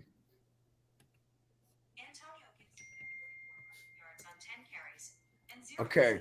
So he had 10 carries. That's right, because he was in and out of the game. Yo, before that, they're giving him 20 carries, bro. Like, wearing him down. It's a young back. Like, why are you trying to? Man, that's crazy. They need to. Why was Danny Dimes back? By the way, I meant to ask that. Oh, you know why? Because I think he didn't even have a for real concussion. He's just an idiot. He's another one that don't know how to read. Right? Floyd should give him a call. Hey, man, you want to join the Can't Read Club? Right? Yeah, that's like this song. I forgot. Hey, what listen, the bro, I'm song about was. to come out with my own joint, bro. Hooked on Bogard phonics. I'll just teach him. I won't even teach him how to read. I just teach him how to get by. Right. Yeah. Different He had a line in isms. the song. I forgot what song it was. He's like, I knew how to count the money before I knew how to read. There it is. Yeah, that's the money theme song. Yeah. Get the bag. But yeah, who cares if you know how to read? You got the bag. Oh yeah. Shit. A game that surprised me: the Ravens beat the Chargers 34-6. Pain, straight pain. This game, man. I have so many Herbert shares and Eckler. Just pain. I played a guy that had them both, and I ended up winning by like 20 points. So I was like, oh, that's the difference right there. Yep, the Chargers, man. I love the Chargers. Yeah, man. Every now and then they'll throw up a stinker like this. This is kind of history here too. It's like them, the West Coast teams traveling east. Like, it happens like this where you have these stinkers like this. You know what I mean? Yep. Yeah, I can't say I was surprised, but I wasn't shocked. You know what's crazy? This is Brandon Staley is an ultra aggressive coach. And like he just went up against like a seasoned veteran Super Bowl winning coach. Right. You know what I mean? Harbaugh, yeah. Like just showed him what time it is. And that's really what it was. It was a thorough spanking. Yeah, that was last year when they went to New England and Belichick gave them a thorough spanking. Mm-hmm. Kind of similar to that. Like exactly. Like, listen, you don't play with the big dogs yet. Yeah, you're getting there, but let's feed you some humble pie here because you're still a little ways off. Eat some crow. Yeah. Yep. It's kind of weird how Herbert's like, I mean, he's great most weeks, but every now and then he'll just have a stinker, kind of like Aaron Rodgers. Like Aaron Rodgers is great most weeks, but every now and then he'll have one of those stinker Darren Rodgers weeks. But you know what's crazy is like a lot of times when there's an Aaron Rodgers bad fantasy game, they still win the game. That's the thing. You know what I mean? Because like in a negative game script, they still couldn't get anything going. You know what I mean? The Chargers.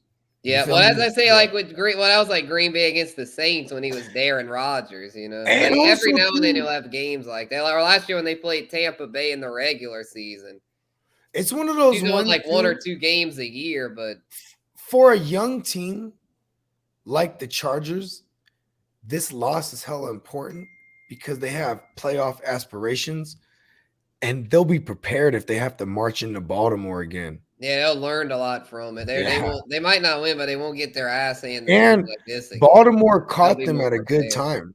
They caught them at a really good time. You know, Mike Williams is banged up. And for what it's worth, Justin Jackson was banged up. And I know, that sounds stupid, but Justin Jackson's a guy that just relieves Austin Eckler enough where Austin Eckler could be Austin Powers. You know what I mean? Mm-hmm. Like, so when you don't have him, you have to depend on these other guys like a Joshua Kelly or a Roundtree. Like, just not ready for the game. You know what I mean? So, yeah. Just these little, they caught him at a good time. They get him at full strength's bad.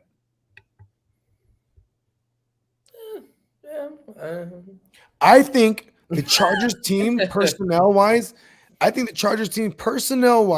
is better than the Ravens. You know the Ravens? Right, yeah, I agree with that. I agree. You know what the Ravens just did today? They put their star left tackle Ronnie Stanley yep. on IR. And for the rest of the year, he's done. Oh, damn. He's done. Damn. He's off. He has an ankle. Them. He's coming off an ACL, and now he has an ankle, and he's opting out for surgery because they're recommending it. So he's done. Yep. But he's smart. He's smart because he's hella paid. He got big paid last year. Then literally, it was like he got paid in the middle of the week. He goes on a Sunday, tears his ACL. So he's just reaping the benefits of what you do with players that you care about. You pay them, and now he's like, you know what? I'm getting the surgery. You're paying me anyway. You know what I mean? But I'm just saying, Michael Thomas.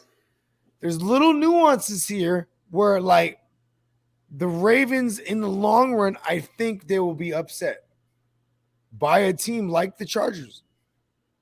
I'm not really buying the Ravens. They could easily be like 3-3, even 2-4. They've had a lot of lucky wins.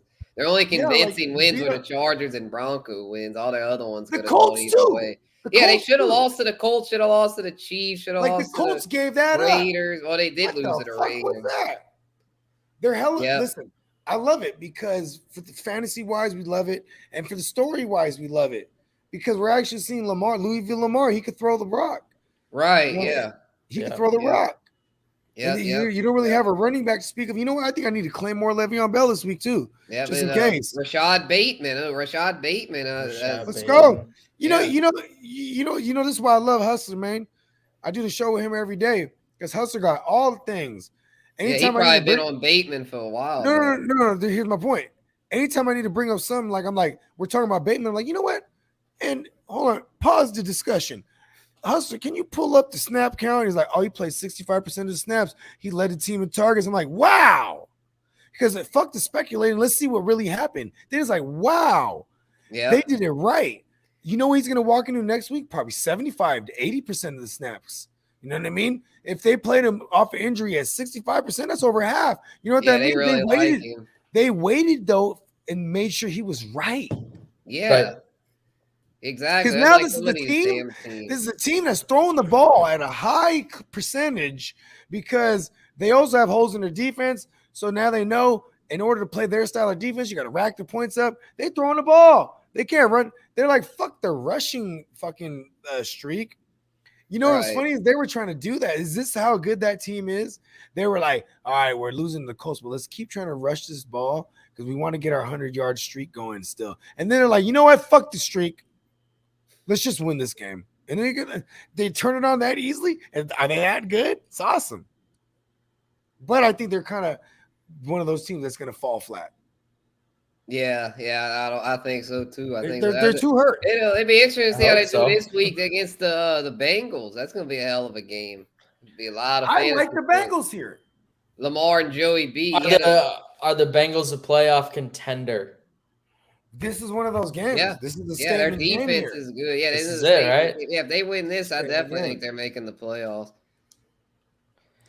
This is Big a game this statement week. game. Yep, I hope so. I like me some Joe Burrow, man. Got a lot of Jamar Chase shares, so yeah, hopefully they can pull it off. Smoking Joe. Who does Marlon Humphreys be on though? Probably Chase. Probably. If he's Gotta smart. be, Yeah, right? it might, because maybe it'll be a T. Higgins game then. It'll be a T. Higgins game, and it'll be another appearance of my man Uzama. Who's on my? Because over the middle of the field is how you get him. Mm-hmm. You know what I mean? That's how you get him. Yeah, maybe Tyler Boyd will have a resurgence. He's Yeah. been There you struggling go. lately, but How you get him. That's how you get him. yeah. So, I mean, listen, I'm starting Jamar Chase, right? But it's like, man, you know what? I won't be surprised.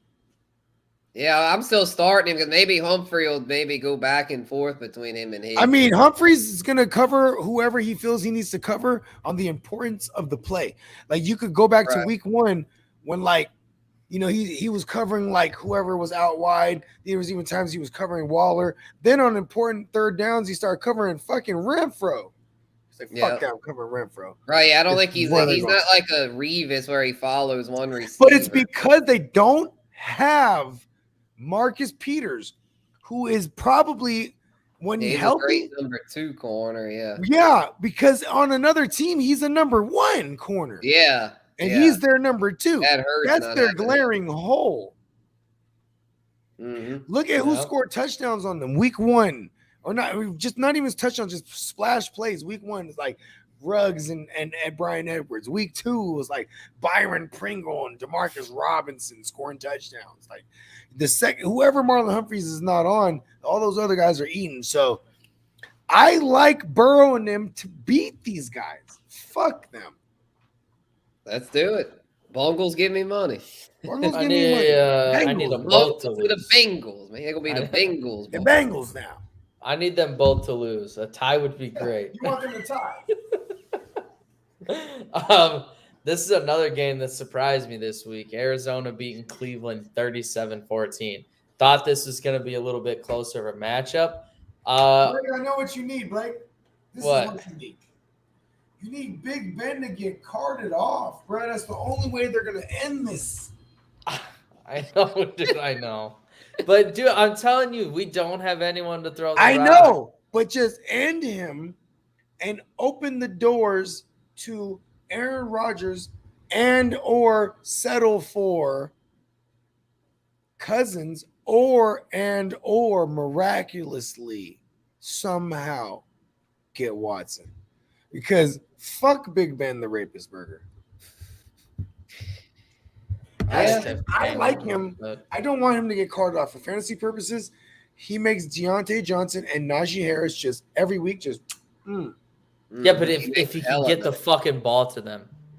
he usually does because He does. Yeah, It's right. fair too. But you're missing like a lot of the deeper plays to those guys. He misses. Okay, how about this? You're missing some points there. This is fucked up.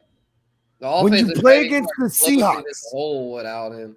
When you play against the Seattle Seahawks, who are literally the worst defense, they're arguing with the Chiefs, who's worse, right? Because those defenses suck. And you're Big Ben, and you can't even stretch the field on this weak secondary. So everyone just crowds the line of scrimmage. You know what I mean? And then he's Yeah. like that's I've what they been do. I've been saying it all year long. I've been saying the same shit. But Yeah. I mean, what are you gonna do, right? I mean, give me Cam Newton. You know what's funny is Cam Newton's getting the hype again right now. Seattle's about Yeah, to kick didn't he say he got his vaccine or whatever? Like, he's ready to go. You know what's crazy? I just traded in the SBI. Did you see that? Blake? This was a trade that was offered to me, mind you. The good doc, shout out Doc PLC, represent the Bears, Blues, and Bros. He sends me, first of all, he texts me a screenshot. This is a move I learned this year. I hate this move, by the way. I do this move because everyone does the move. You set up the trade, screenshot it, and you send it. Hey, man, what do you think about this? Geno Right? Smith, Zach Pascal, and Latavius Murray. Yeah, so I give up Latavius Murray and I bring over Geno Smith and Zach Pasquale, right? Because I have Prescott on a bye and I have Mahomes, right? So I have Prescott on a bye, and he sends me. I'm like, hell yeah. But then I'm like, damn, why was he so eager to get an injured Latavius Murray? And I'm like, damn it, they're kicking the tires on Newton. You know what I mean? But I love that trade because I'm like, thank you for that. That's so awesome. Like, because I had 0 QBs. You know what I mean? I mean, outside of, I only had 2 in a super. It's a 14-team. Yeah, saying the latest headline, the Seahawks have reached out to Cam Newton, but signing looks unlikely. Keep me Geno Smith. Give me money. Yeah, I need Geno Smith. I'm in the freaking all-in league. Like, my quarterback situation sucks in that league. Let's go, Geno Machino. Let's go. Geno Machino. I like that. We're going with that. Yes, indeed. Yep, I need. I mean, it's, and in my opinion too, like, I don't know, anytime Geno Smith almost beats your squad, I mean, you got to take a step back and start thinking about some shit. And you know what's hella crazy about Pete Carroll? He's so old and senile that, like, he knows the formula for winning football games. You know what that is? Play good defense and run the ball.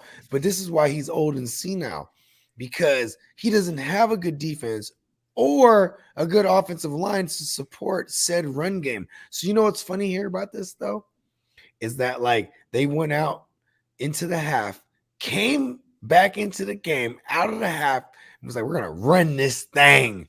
Why would you not? Fucking run the ball right down their throat. You're pulling 15 yards a clip almost. Like, why would you not just so crazy what happened to the Steelers' run defense? Why would you not? I know. I was talking about it actually. That it was the next day I was talking with my dad, and I was like, can you believe we had the #1 rush defense like in the league for years and years? And then you look at us now. I thought it was funny too, like during the game, because obviously I was talking to my boys during the game, and Collinsworth is like, oh yeah, Chris Boswell's been on a real heater. And I was like, well, of course he has been. He's got the most he's got to have the most attempts in the league. We can't put the rock in the end zone. So he's got the most. Did a good Chris Collinsworth there. He's got the most fucking at-bats in the league, damn near. Like, he's going to be on a heater. Guy's constantly fucking loose. We don't put the rock in the end zone. Oh, he's just constantly swinging the leg. Right. Anytime we can finally get it over the 50-yard line, it's like, well, hey, Boswell, you better fucking get that right leg loosened up, bud. You know we're not putting this bitch in. That's crazy, because back in the day, y'all had the killer bees. It was like, y'all stayed putting it in, and now y'all can't buy anything down the field. It's crazy. How's chicken change? Because the lead bee, the honey bee himself, Big Ben Rapersburger, is just a problem, bro. And, you know, I'm going to say this time and time again. When Big Ben got hurt, you know, they go in, here comes racist Rudolph, right? And then, you know, at one point, hold on. You make our quarterback seem like the worst. We got Dwayne. My nicknames are accurate descriptions, okay? I know, but you just make our quarterback community the worst. Dwayne Haskins a murderer? Askins, Dwayne Askins. Yeah, Dwayne Askins. Dwayne Traskins, whatever you want. Listen, here comes racist Rudolph, and then you know they're not doing too hot. He's like, man, fuck that. I don't give a. Coach T is so brilliant. He's like, you know what, dog? Duck's been looking better. Let's go with the duck. Right? Fucking duck. And like Duck Hodges, yep. Duck Hodges, give me money. Apparently, none of these motherfuckers though look even better than Ben in practice. So, and now with Big Ben's old ass, like he really needs this bye week. Like this bye week it comes at such a great time for them. Yeah, you know what I mean? Like, because they are a dangerous team, but like, and you know what's funny? Mark my words, bro.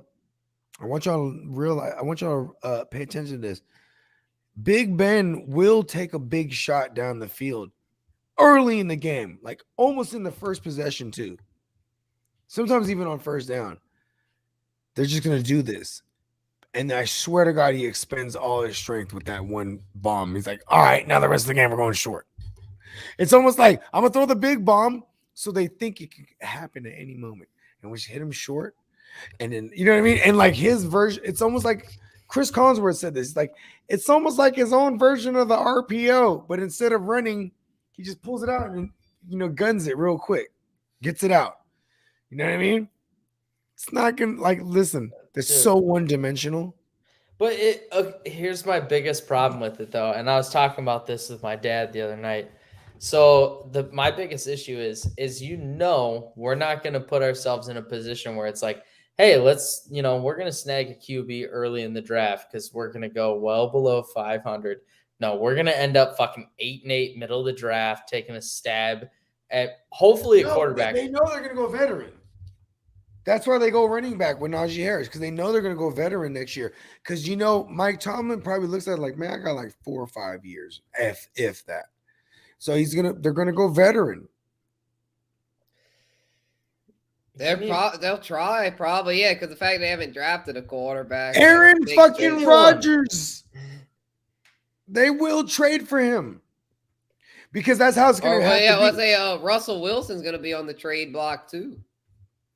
He has too fatty of a contract, though. That's the thing. How much is Ben making right now, Blake? He's taking up a lot of cap space. Yeah, he is. Yeah, y'all be able to afford a big money quarterback. Yeah, to restructure that motherfucker too, right? Yeah. He's still making a lot, though, I'm pretty sure. And if y'all cut a few more guys, y'all could make it work. So I'm hoping my Saints get Russ. If Infamous doesn't work out, I hope we can get Russ. You want to know what hurts your cause here? It's within conference. Most of these big time trades like that, it'll happen outside of the conference. Send them away. Yeah, the Rams Lions was in conference. Yeah, but you know what though? When you look at Jared from Subway, you're like, get rid of him. I don't care where you go. From Subway. Oh my gosh. Yeah, I was the Seahawks probably won't want to trade with us. They'd probably be more likely to trade with Pittsburgh. But where's Darren Rodgers gonna go though? He's going to Pittsburgh. I fucking hope, dude. What about the Denver stuff? I was he's gonna go to Denver. I like Denver for him too, because if he goes to Denver, they have money enough. They're gonna have room. Like, here's the thing. Yeah, no. I don't like that. I don't like that take. He's not in Pittsburgh, so I don't like that take. Here's the thing with Aaron Rodgers. Aaron Rodgers restructured. Aaron Rodgers came back. I want Aaron Rodgers. He came back to Green Bay because they restructured his contract. So the way they restructured it, I don't know the exact money, but I do know it's this year and next year. And the next year they can move on from him after the year and not take a cap hit. But why would you let him walk free? So this restructure is a win-win scenario. It's designed for whatever team that wants him next year in the offseason to trade for him and immediately have to extend him because you only have him for the one season. So you're gonna trade it for him and immediately extend him. That's why it's brilliant on behalf of both parties. Because now Aaron Rodgers is like, cool, I'm gonna be able to leave because I'm not gonna be here next year, and they know this. You know what I mean? So they're gonna have to move me and get what they can out of me. Because he could be there next year. But then if he plays phenomenally, he's walk free. Choose. You know what I mean? And there's and when you have a trade too, if you're the tradee, you still have to agree. All right, I'll go there.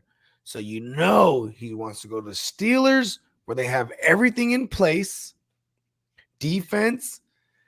Listen, the offensive line's trash, but you know what happens when you have Aaron Rodgers? They respect the passing game. So now Najee Harris is crazy. Right? Crazy. You have fucking Deontay Johnson. Juju's got hurt, so he'll probably come back for cheap. So then you're even going to have Juju in there along with Claypool, who will be there.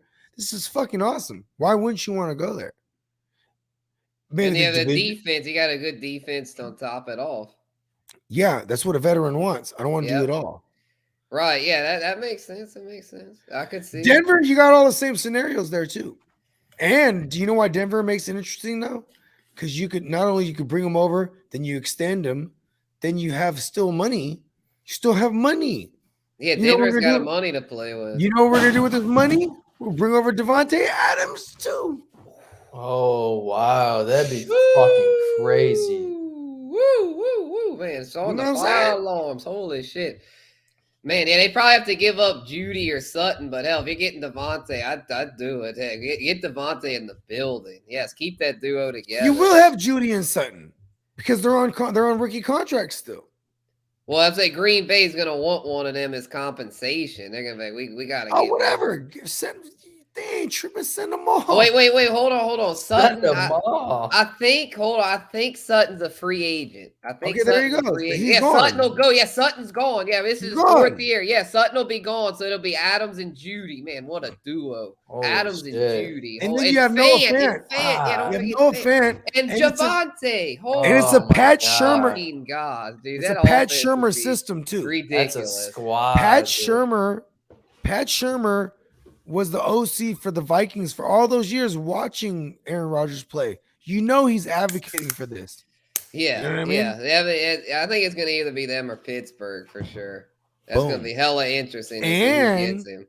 And the bastard child option is Washington, bro. It's another one that's good for the bastard child option. Yeah. Maybe. Oh, actually, it's a bastard child. Maybe that's where Deshaun Watson's ass will end up. I mean, shit. Dan Snyder, he'll take anybody. It's outside of the comp. Yeah, bro. He's all about Deshaun Watson's allegations. He's all about it. He's like, me too, man. We can relate.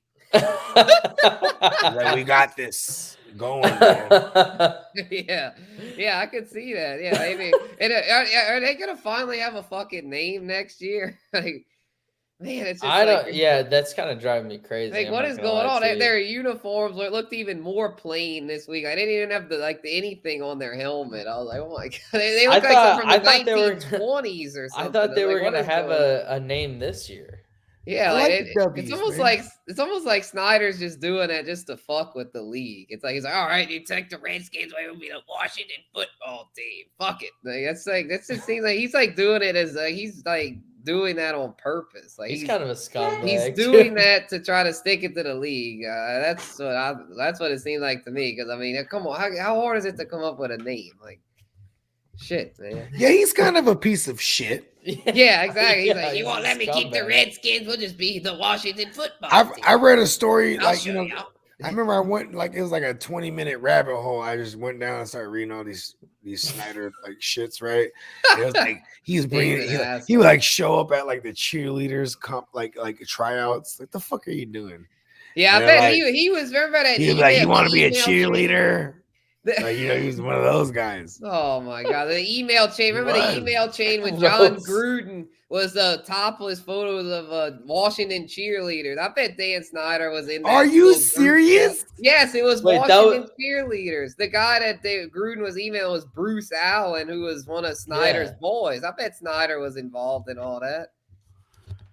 Hella booby photos. Oh yeah, I guess Snyder is probably these boobies are some grinders. Oh yeah, she's a Gruden grinder, right? She got a Gruden booby grinders. Oh, double D's. Yo, that guy. You know what's funny is like, I swear to God, we knew he was this guy. I swear to God, for sure. There was no way we didn't know. I always knew he was that type of fucking scum. He was a scumbag, bro. Yeah, this is his whole persona. He was like a fucking totally he really thought he was the shit. Like, you could tell his ego was the size of Mount Everest. Like, he really thought he could just do whatever the hell he wanted and there'd be no consequence. He seems like the guy that would make people like carry him up Mount Everest and be like, yeah, I did it. Real grinders. Yeah. But I get all the credit. I did it. But yeah, y'all some real grinders, but it was all me. You guys carried me up here, but let's face the facts. It was me. That's basically like his coaching staff. Like, they did all the work, and he's the head guy taking all the credit. Like, and you know what's funny? It says a lot when you can't even get a good coaching staff like that. Like, look at his coaching staff. Like, I like Gus Bradley. Gus Bradley's like an architect of the cover 3. He made that famous. Everybody used that shit. You know what I mean? But like Greg Olson, that guy sucks, dude. Yeah. Sucks as the OC. Yeah, it's the Olsen with an O, not the tight end. Olsen. Yeah, that guy sucks, Greg dude. Olson. That guy sucks, bro. Well, I gotta give a shout out to that interim coach, man. He did good in there in the game this week. The player they say really like that dude. Yeah. He did pretty well. I can't think of his name now. What was it? Sounds like Versace or something like that. I remember his name was cool like that. I was like, it sounds like a designer brand, like Versace. Oh yeah, Rich Versace. Yep. Versace. Yeah, Versace. Yeah. Oh yeah, Versace. Yeah, Versace. Versace. Yeah. Versace, give me money. Yeah. Yes. Yes, do so, Versace. Give me money. Please. I'll wear some Versace shit. Fuck it. I remember I had Versace shades back in the day. I thought it was the shit, bro. I'm trying to get some Versace glasses. Hard. That's what I'm saying, bro. I had the joints with the gold, like Biggie Smalls. Hell yeah. Horn. Pimping. It was all a dream.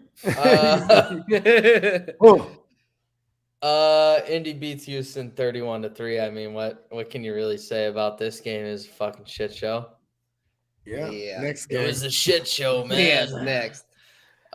Green Bay still owns Chicago 24. I still owe you. That was awesome. That was hype. That was hype. Anybody that said Aaron Rodgers is not passionate. I still own you. Yeah, that was hype. Awesome. Yeah, well, he definitely Double check and because everything. Hey, what are they saying over there in Wisconsin? Oh, you know, they're all about it. They're fucking. All of a sudden. So obviously, like, I'm from Illinois originally, live in Wisconsin. So I got a bunch of boys in a group chat that I'm in. I'm like a Steeler fan, and then all of my Illinois buddies are Bears fans. All my Wisconsin buddies that are in there are Packer fans. Bro, they were immediately texting after the game. Like, how's it feel to have a new owner? Question mark. Like they were texting, talking so much Not shit. even a new owner. That guy's just not selling. He's Bro. been on them. Bro, it was obviously they're hyped over here in Scotty. You want to know what that is? What? When he says I still own you, it's a reminder because he's like, listen, I'm gonna be gone. Just want to let y'all know I still own y'all. You know what I mean? This is it. They're gonna play him one more time. They're gonna play him one more time in Lambeau. They'll probably beat their ass there too. Probably. Yeah. But he's letting them know because that might be one of his last times in Soldier Field like that. Yeah. As a Packer. He's like, listen, I still own y'all. Because he is done there. He's gonna try to win a Super Bowl and then he's fucking out. Yeah, he's the deuces, yeah. He got everything working for him right now. You know what's funny? You see how Tom Brady did? He's like, man, fuck that shit. I'm gonna go somewhere there's hella weapons. Oh yeah, that's exactly what he's gonna do. Like we were saying with Denver, where they have Devontae and Judy, and then with Pittsburgh, you know, Deontay and Claypool. And Denver's defense is good too. Yeah, exactly. Yeah, Bradley Chubb back, and Von Miller might come back another year. I think Bradley Chubb's Aaron a wash. Rodgers, I think Bradley Chubb's a wash. Too many major injuries. He needs to prove me wrong. But fuck, dude, I took him in that IDP league. If he could ever get healthy, though, him and Von Miller, that'd be awesome fucking duo. We saw a glimpse of it. Yeah. If it could ever he went down. Together. I want to say, when did he tear his ACL? 2019. Yeah, and then Miller missed all last year, so it's been rare that they've been on the field. because he tore his ACL. At the same time, yeah. You know what's crazy? Damn, this is Von Miller's second. He came off 2 ACLs. Yeah, Von Miller's having a hell of a year.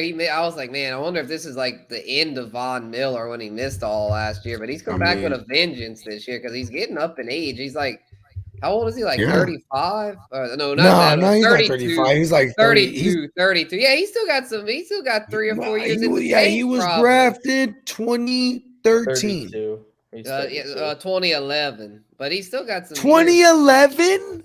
Mm-hmm. Yeah, he was a Pro Bowler in 2011. That was his first year, 11 and wow. Yeah, I always remember the 2011 draft. That was that draft with goddamn J.J. Watt was in that draft. Wait, hold on. That was the draft where y'all drafted Alden Someone look Smith. This up. Y'all drafted Alden Smith in that draft. Alden Smith was like 2010 or 2009. I'm pretty sure. Yeah, I need someone to look this up. No, I'm right. I just looked it up. Yeah, Alden Smith was the 7th pick. That was the Julio Jones, in 2011. AJ Green, Patrick Peterson. Cam was the first pick. That draft was fucking stacked. Tyrone Smith, the stud tackle for Dallas. I didn't know. Oh, hold on, shit. Damn, that's crazy. Because my memory, I thought Cam was 2010, but you're right. It was 2010 was Sam Bradford. 2011 was Cam. Yeah, 2010 was the last year of those inflated rookie contracts. Wow, that's right. Where they get remember Bradford secured the bag, and then Cam like 20 million. Cam got kind of screwed as far as that. They always want to shaft the black man. Yeah, that's what I see. Like, yeah, he didn't get paid. So true. Like Bradford, damn. What's what did Bradford do? Nothing. Yeah, the first white boy pick of that draft was goddamn Jake Locker, the 8th pick. What a bust. I remember Jake Locker. Wow. That you know draft what's crazy? was so bad. Jake Locker, Blaine Gabbert, and Christian. You know who's sticking Ponder. it to Jake Locker? Yikes. Such trash. Ben Roethlisberger is sticking it to Jake Locker because he's like, I told you I could come back from Tommy John. Because that's what happened to Jake Locker. Got the Tommy John, never came back. Damn, look, I mean, that Tommy John's definitely fucking with Ben. He can't throw the ball more than 5 yards down the field. Yeah, it's true. Jake Locker's like, shut up, man. Yeah, like, he shouldn't even come back. He's fucking like, that's why I didn't come back, bro. Yeah, like, I don't want to be a total noodle arm. It's crazy how Tommy John, like pitchers in MLB, they can come back from Tommy John and be just fine. But I don't know. I guess with having to throw like that 50 plus, like it's brutal. So I would say this at least, and this is coming from a guy that has a partially torn UCL. So you played baseball. You were a pitcher. I damn near had to get Tommy John. I would say this with baseball, there's a little bit more of using your entire body. Well, with the wind up leg kick, everything else, less stress on your arm.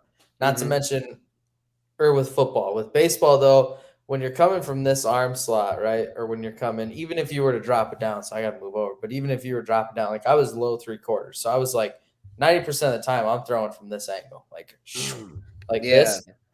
It's all stressed through here. Now, not to mention, at least with football, with football, you're not twisting your wrist at all. You're not throwing different angles. You're not throwing different pitches. But with baseball, you're using a lot more of your entire body. With football, I mean, you're taking a 3-step drop, a step throw. With baseball, I mean, you're pushing off completely. You're using almost entirely the guys that don't have to get Tommy John. Yeah, I mean, the guys that don't have to get Tommy John are using 90% of their lower body, whereas football, I feel like there isn't an opportunity to use 90% of your body. Like if you got to get rid of the rock quick, you're using all arm with football. But I mean, baseball. I don't know, man. I kind of beg to differ. Because like I've seen, like I've seen some of these quarterback coaches, like Jordan Palmer and stuff like that. Like they put motherfuckers through like rigorous, training, and especially like when you need to like reprogram someone's mechanics. Like they did that with Josh Allen. You know what I mean? Like Jordan Palmer give me money. I think that's our Trevor Lawrence. That's who he deals with. Well, but bro, all the good ones go to Jordan Palmer. That's what I'm saying. Even though, Carson Palmer was the shit, bro. I love Carson Palmer. With baseball, he had a good for fantasy purposes, but like that's what I'm saying. With baseball, though, I feel like you have more guys come back.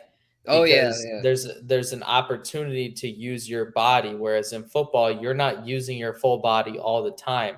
There's times where you have to make throws with just your arm, whereas baseball, it's more stress on your arm in football, whereas baseball, it's constant. It's the same thing every single time. You're using your lower body every single time, no matter what, whereas football, you don't know. There might be a play where all of a sudden you're dropping back, you got to get rid of the rock quick, you don't have an opportunity to step into a throw. What are you using if you can't step? You know what I mean? Like when you look at Tom, what's funny is like when you look at Jimmy Garoppolo came into the Niners, and there was hella videos after Jimmy Garoppolo played for the Niners, like side by side videos of him and Tom Brady, because he like emulates Tom Brady. You know what I mean? Where saying where like just the torque, keeping the elbow close in, and just you know what I mean, just the whole. They're using the whole body. But I will say though, so many other variables involved. in football, but in baseball, it's a concentrated motion. You know what I mean? Like that's why pitchers like who was that one dude? That Tommy John was named. One of the early dudes. Tommy John was his name. Yeah, It was right. Okay, the guy yeah, who they pitched named like the this, surgeon. he pitched like sideways, like side pitch. Sidearm. Yeah, maybe? the side. I don't know, mate. Tommy John actually didn't throw sidearm. He threw over the top, but he's who the surgery is named after. Mm-hmm. Okay. But yeah, they No, do have some pitchers that obviously. throw like that. Yeah, yeah. Hold on, I'll be right back. But with this yeah. Green Bay Chicago game, let me say this: what was up with Justin Fields? I understand one of his throws to the end zone, right? He thought there was an offsides call. He thought he had a free play essentially. The second one, though, I mean, there's no excuse to make that play in the NFL, no? Yeah, I mean, I think he just looked so raw out there, man. I thought he would do it. He looked a little more seasoned, being that he played at a Big Ten school. I mean, we knew Trey Lance was going to be hella raw coming from a 1AA program like North Dakota State. I'm surprised that Fields just doesn't look at all ready. I mean, I know we always clown Matt Nagy, but I can kind of see now why Matt Nagy was reluctant to go with Fields, because Fields he's looking very green. Him and Zach Wilson, man, those two, they don't look prepared at all. But I guess they figure they can just put them through the fire, baptism by fire, I guess, with them because they. Hey, check this out, y'all. I gotta dip. You know what I mean? I'll tap in with y'all, man. You know, always a pleasure. You know what I mean? Next week. Hey, Bogard, tell everyone where they can find you before you leave. Hey, brother, Earth is my turf, bro. You can find me, bro. But also at the GMM Network, subscribe on YouTube, the GMM Network. Give me money, Universe A. Appreciate it, Bogey. Appreciate you, Bogard. Yeah, my brother. Have a good one. Yes, sir. See you Sunday morning. Oh, yeah. It's going down. Right. Peace. See ya. All right. So the next game, I guess. Las Vegas by 10 over Denver. Interesting game. Obviously, Las Vegas interim coach. I would say this game's appeared a little bit closer than it actually was. Yeah, Denver got some garbage time. Helped out Noah Fant. Did good. Sutton did good. Teddy got banged up, but it looks like he'll be ready to go for Thursday. That was just a bad circumstance game for Denver. The Raiders, I was thinking they'd come out flat, but they did the opposite. They were fired up to show that fuck Chucky, man. We don't need Chucky's bitch ass. We're good. We're solid. Exactly. Derek Carr. Because I think low-key Derek Carr hates Chucky. Like I bet he was celebrating. He was probably like dun, dun, dun, dun, dun, dun, dun. Whenever Chucky got canned, he was like, fuck yeah, I'm so tired of Chucky. He never believes in me. He's always floating, Mariota, some Nate Peterman. They gotta take my job. Man, like this is my job. This is my turf. Fuck you. Like I think this is a statement by Derek Carr. Big statement. And I like it. I think Carr is gonna keep this going. This will be the fire he needs to have. I'm not gonna say MVP season, but I think he kind of like Kirk Cousins. I think he could be finished as a QB1. He's got weapons. The offensive side. They got Kenyon Drake involved. Finally. Where's Kenyon Drake been? He's such a versatile weapon, and they finally got him involved. Yeah, they scratched Peyton Barber's bitch ass. John Gruden had some sort of love affair with him. He finally scratched him. It's like they did things right. Ruggs was heavily involved, and then Waller got a few times. Waller should get more involved. Waller's that dude, but they didn't target him 19 times. I like Waller, but he's not that outrageous. Good. Jeez, he's not fucking. He is really good. I'll say he's not. But he's not fucking Jerry Rice. Okay, I'll just say that. Right. He's not a guy you should be targeting 20 times. So yeah, right. I agree. Yeah, great. It was an interesting game for sure. But hey, good on the Raiders coming out. Putting all the bullshit aside, because obviously it's got to be tough to focus on a game with all those distractions. Put it aside, come out, get a win against a team that some would say had a favorable schedule at the beginning, but they are not a slouch by any means, in my opinion.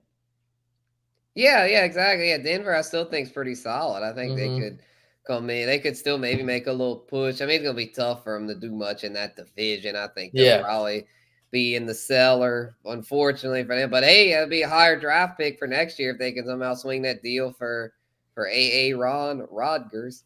Whew. Rodgers. Yeah, that'd be a fucking. Ooh, that'd be Yeah, a and scary. if they could do the package deal for Adams, holy shit! Because Sutton's gone, I think after this year, they're not going to want to pay Sutton. They could bring in Adams. That would be straight fire. Fire, And that'd Tim be Patrick is the scary. 3. I mean, oh my, I can't even. And Javante at that point, Javante will be a stud and Fant. Holy fucking shit! God, that'd be a squad. That would would be a be a squad. fucking squad. I mean, shit. If y'all would be okay though. If y'all could swing a deal for Russ or Deshaun. I mean, y'all could still get somebody. There's gonna be a lot of this offseason. Last offseason was wild, but this one might be even wilder. Yeah, this one's gonna be crazy. Yep. Let's see.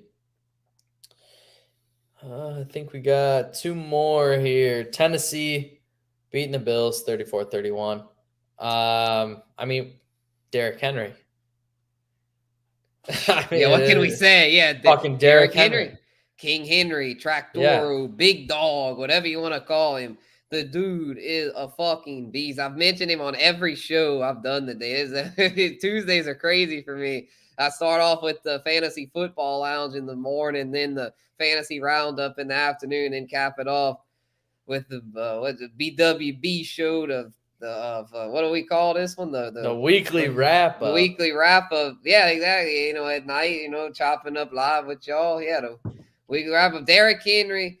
Let's just say the weekly wrap up will have Derrick Henry is a stud. Every fucking week. We'll drill that into your head. It'll be like the propaganda, except it's facts. It's like you can say Derrick Henry is a stud. Derrick Henry is a stud. Derrick Henry is a stud. And that's all you need to say. I mean, the numbers back it up. I mean, there's no need to overthink this. I mean, this dude, he did it against the best defense in the game. I mean, it's just so true. I mean, because I remember the boys on the goddamn what's the show? I don't even know what they call it. The one with Matthew Berry and bullshit. I don't watch it. I do my own show, but my dad still watches it because he don't have Instagram. I told him, watch my show. He's like, well, I don't have Instagram. I'm like, get on Instagram, god damn it. But he still watches Matthew Berry, bitch ass, and he was telling me that's why I hear about Berry so because of him. And he was saying like, Matthew Berry, guess who his number 1 running back is? I was like, I don't know. Let me guess, Kareem Hunt. He's trying to be hip. And he's like, no, Najee Harris. And I was like, oh, well, that's not bad. I was like, well, he ain't number 1. King Henry is number 1. I don't care about the matchup. King Henry was my RB1, and guess what? Bing. Hey, Matthew Berry might make more money than me, but hey, I feel like my picks are just as good. Well, and it doesn't matter. That's what's even crazier. Like, you can try to play the matchup game all you want. Matchups do not matter against this motherfucker. No, they don't matter. They do not. Look what he did against the Bills last year. Josh Norman. How you going, boy? Get out my fucking way, bro. Like, it's y'all the boys out here, man. I'm a grown-ass man. Y'all little kids trying to bring me down. Like, stop playing. Stop playing with me. It's so funny, too, because, like you hear, like... man, it's built different. They talk about, like seeing everyone that's interviewing, like, seeing a high school athlete that obviously ends up in the NFL. They're always like, oh, it's like a man playing amongst boys. I ain't never seen a man playing amongst boys in the NFL like this fucking guy is. This right dude's now. like the way he's like channeling his like Earl Campbell vibe, like with the Houston Oilers, like just literally running over people. It's unbelievable. Unfortunately, Campbell couldn't stay healthy for long, but hopefully Henry, man, like he's on his 6th year in the league, 7th year. He's done this for a while now. He's looking like he's got a shot to go down as one of the all-time greats, push like the guys like Barry Sanders and Emmitt Smith. That might be a little premature, but if he puts together another 2 or 3 years like this, he's already a Hall of Famer at this point, but he's got a shot to be a first ballot Hall of Famer if he keeps his pace up. Fuck it, he's scary, dude. Yeah, he's so intimidating. Like, no one wants to fuck with him. Like, you look at him and you're just like, oh shit, I'm gone. Like, I ain't even gonna mess with this dude. Like, it's just like they say it had the meme the day that came out. They said, fucking Derrick Henry. It's like Des Bryant tweeted out, actually. He said, Derrick Henry is the player we all created whenever we was younger on Madden. Low key, though. He's like I a mean, goddamn creative player. Yeah, look at this shit. Yeah, he's like, dude, he's fucking huge. yeah. There's no way. Okay, maybe beginning of the game, I'm all for it. Hyped up. I'm like, yeah, we're going to stop this motherfucker. End of the game, you're talking, midway through the third quarter. I'm a little gassed, It's been a long game. There's no way I am voluntarily being like, I'm going to step right in front of him, try to take this brick shit house to the ground. There's no way. Yeah, he's got that nappy ass thing in the back of his head. It's just kind of part of his shtick. Like, he's just like, you don't fuck with it. He's awesome, dude. Fucking Derrick Henry. I feel like if you pull on that thing, he'll transform into like a freaking 20-foot tall, like behemoth motherfucker and just like take over the world. So don't pull his chain. Don't do it. Don't even do it. Don't even go there. You don't want to know what might happen next. For real, man. That boy, he's not even a human. He's sort of extraterrestrial. He's a fucking animal, dude. He's so good. Yeah, he is so goddamn good. It's scary. Well, I gotta give Josh Allen some props, though. I mean, they should have won that game, man. He slipped. Like, fuck, man. That's such a high percentage play. I do not at all fault McDermott. I know some people said, oh, they should have kicked to send it to overtime, but that was like a 90-something% chance of converting that. It was just a fluke that he happened to slip. I mean, if it wasn't, they didn't gotten it. Josh Allen, I know we just went on about Henry being a tank and rightfully so. I mean, Josh Allen's a tank his damn self, especially for a quarterback. He's like a H-back type playing quarterback. He's like kind of like Taysom Hill, except he can throw too. I mean, that's just like he's got a fucking gun, man. Yeah, he's got a gun. He's the prototype. He's literally the prototype. Like, I cannot believe it. Always boggles my mind. His recruiting story. Coming out of high school, no offers, goes JUCO, does 2 years at JUCO, gets one Division I offer, Wyoming. Like, what? Like, that's the prototype. He is the prototype. I mean, I love Patrick Mahomes, but Josh Allen's the prototype. I feel like if I'm starting a team, like, he'd probably be the one I'd want because he's got that thickness too. It's kind of like, the rawness, like, all right, so McCaffrey, probably rawness factor is probably still the best, but pound for pound, Henry's the best running back in the game.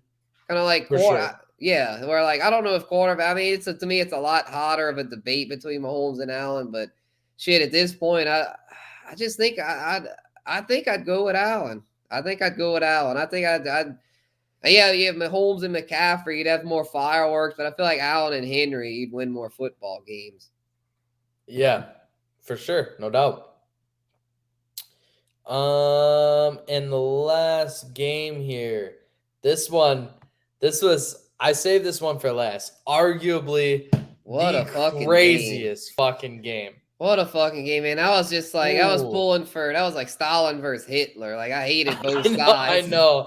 Man, the hood and Jerry world, just disgusting. But I was actually low-key rooting for the hood because, I mean, I never was a Saints fan. You never want the NFC team to win. So, I mean, I was rooting for the hood, but they fell a little short, man. It's just because of that. Dallas is much more explosive, man. The Patriots, they're well coached. They'll hang, but they're just too limited, man. They don't have weapons. Yep. That's exactly why Tommy bolted, and rightfully so. I get pissed off when people complain about that. Oh, he should have finished as a Patriot, blah, blah, blah. Oh, man, no, he shouldn't have, man. He saw the handwriting on the wall. You can't blame a man for wanting to better himself. That's a general rule in life. You can't hate on someone for wanting to better himself, and he's because he knew it. He knew the ship was crumbling. He knew he had to get off if he wanted to preserve his career.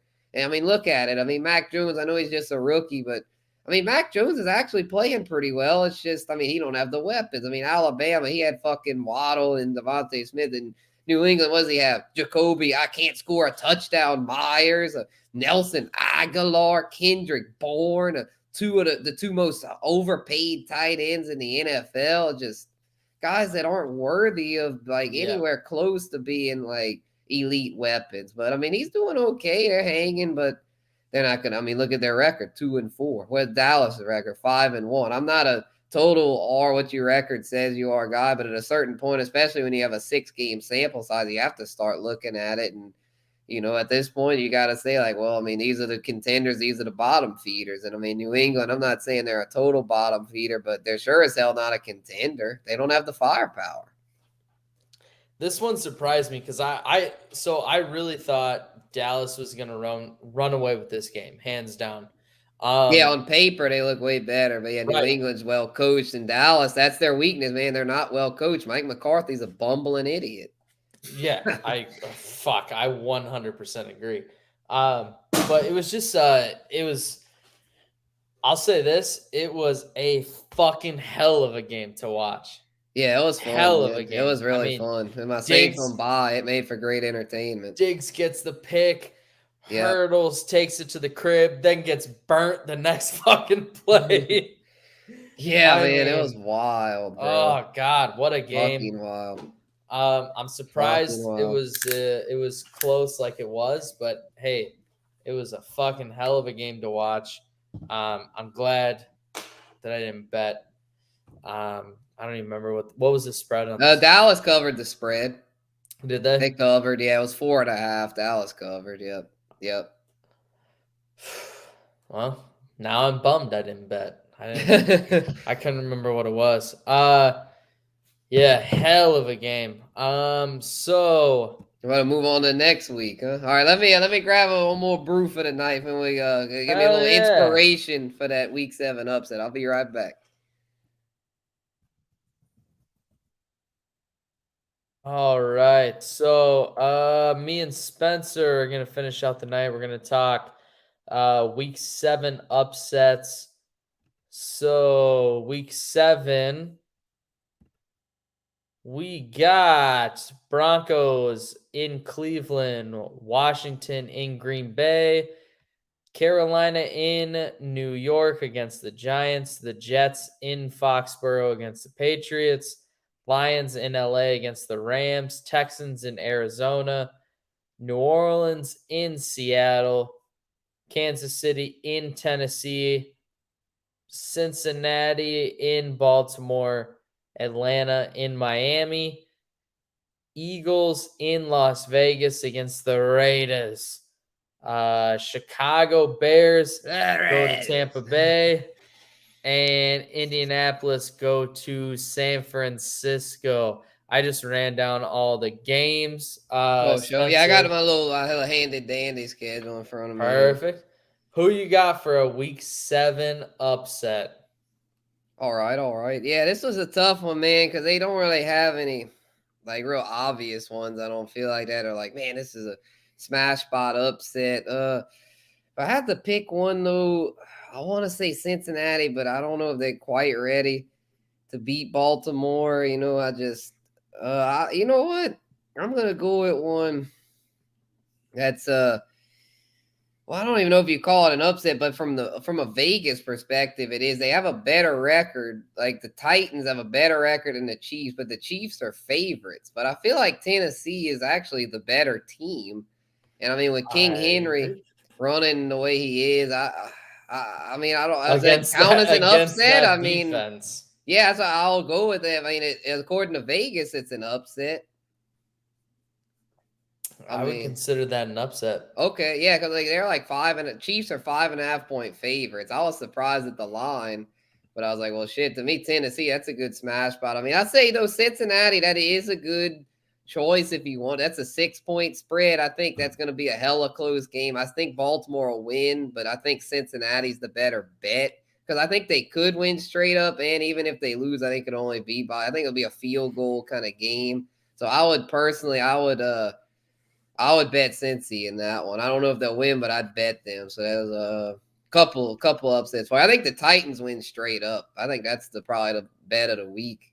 I know it's hard to bet against the spread, but that's one I feel pretty good about. I feel they're the better team. I mean, Kansas City right now, I know Tennessee's defense isn't that great, but I mean, I don't know. I mean, I can see why, but I'm going to say Henry, and I think they got some momentum.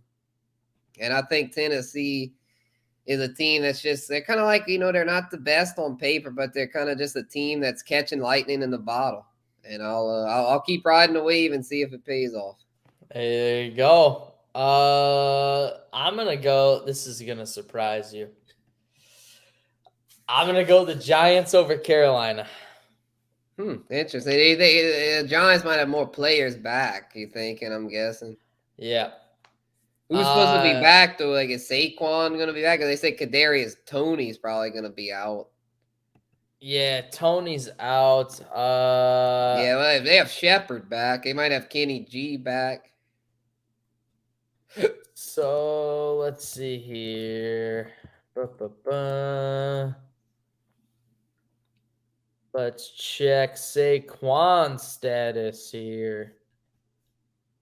I'd be all for it, man. Carolina's a divisional team for my Saints. So yeah, if the Giants can beat them, great. I would be hella pumped. Yeah, he's still kind of Saquon's still day to day right now. His availability for week 7 will be monitored.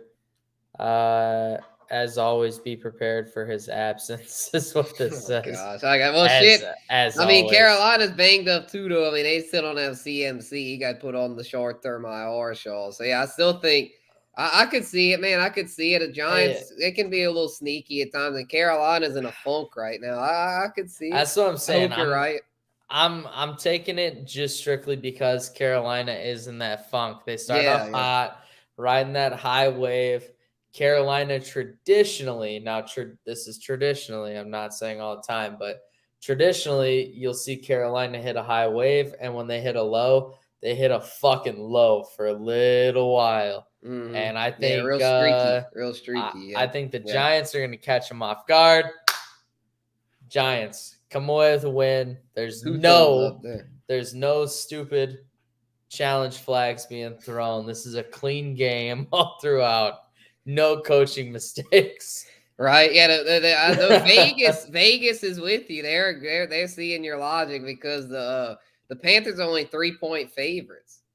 Oh, really? Only 3-point favorites. That's why I was like, man, it's like I'd be tempted to bet the Panthers. Like, I mean, they're only 3-point favorites. So like, damn, but we'll see. It'll be interesting. Oh shit! I haven't even looked at any of the spreads or anything. So. Yeah, I look at them, for my new job. Yeah, you gotta look at them all the time. Yeah, and I'm getting more into it. I'm having fun with it now. I'm really enjoying it and seeing all the spreads. Spread that I know Washington's struggling, but man, the Packers open at 9.5-point favorites. Oh, that's kind of high. Yeah, I have a hard time. That's where I struggle is the high spreads. I struggle. I feel like that game could be kind of back and forth. You know what I think? Like they're saying there's a chance that Fitzmagic comes back. Ooh. We didn't get into that. I forgot to mention that. Hey, I read because the reason I'm so up on that is because the Super Flex League. I'm in with Bogard, my all-in league. I have Fitzpatrick and Heineke, and I read that. Maybe I'll have to activate Fitzpatrick. Really? That'd be interesting. They're saying he could return as soon as week 7. And this report came out last week. This is week 7. So it'll be interesting to see tomorrow and Thursday, monitor the practice report, see if he's back at practice or not. God, that would be a gunslinger matchup. That's what I'm saying. I think that would move the line a lot. I feel like I'd say, because shit, even if Heineke plays, I still feel like Washington's a decent bet. But then if it's magically, then you just got to steal. I feel like if you're going to bet Washington, bet them now. I don't see that spread moving up at all. I think it's going to go down as the week goes on. It wouldn't shock me if by Sunday it's down to like 7.5. Yeah. God, that'd be so interesting if he came back. I hope he does. That'd be fun. It's always fun with Fitzmagic, kind of like infamous Winston. It's like he's a gunslinger. You love that for fantasy. Hell yeah. Last take here, week 7 fantasy sleeper. Who you got?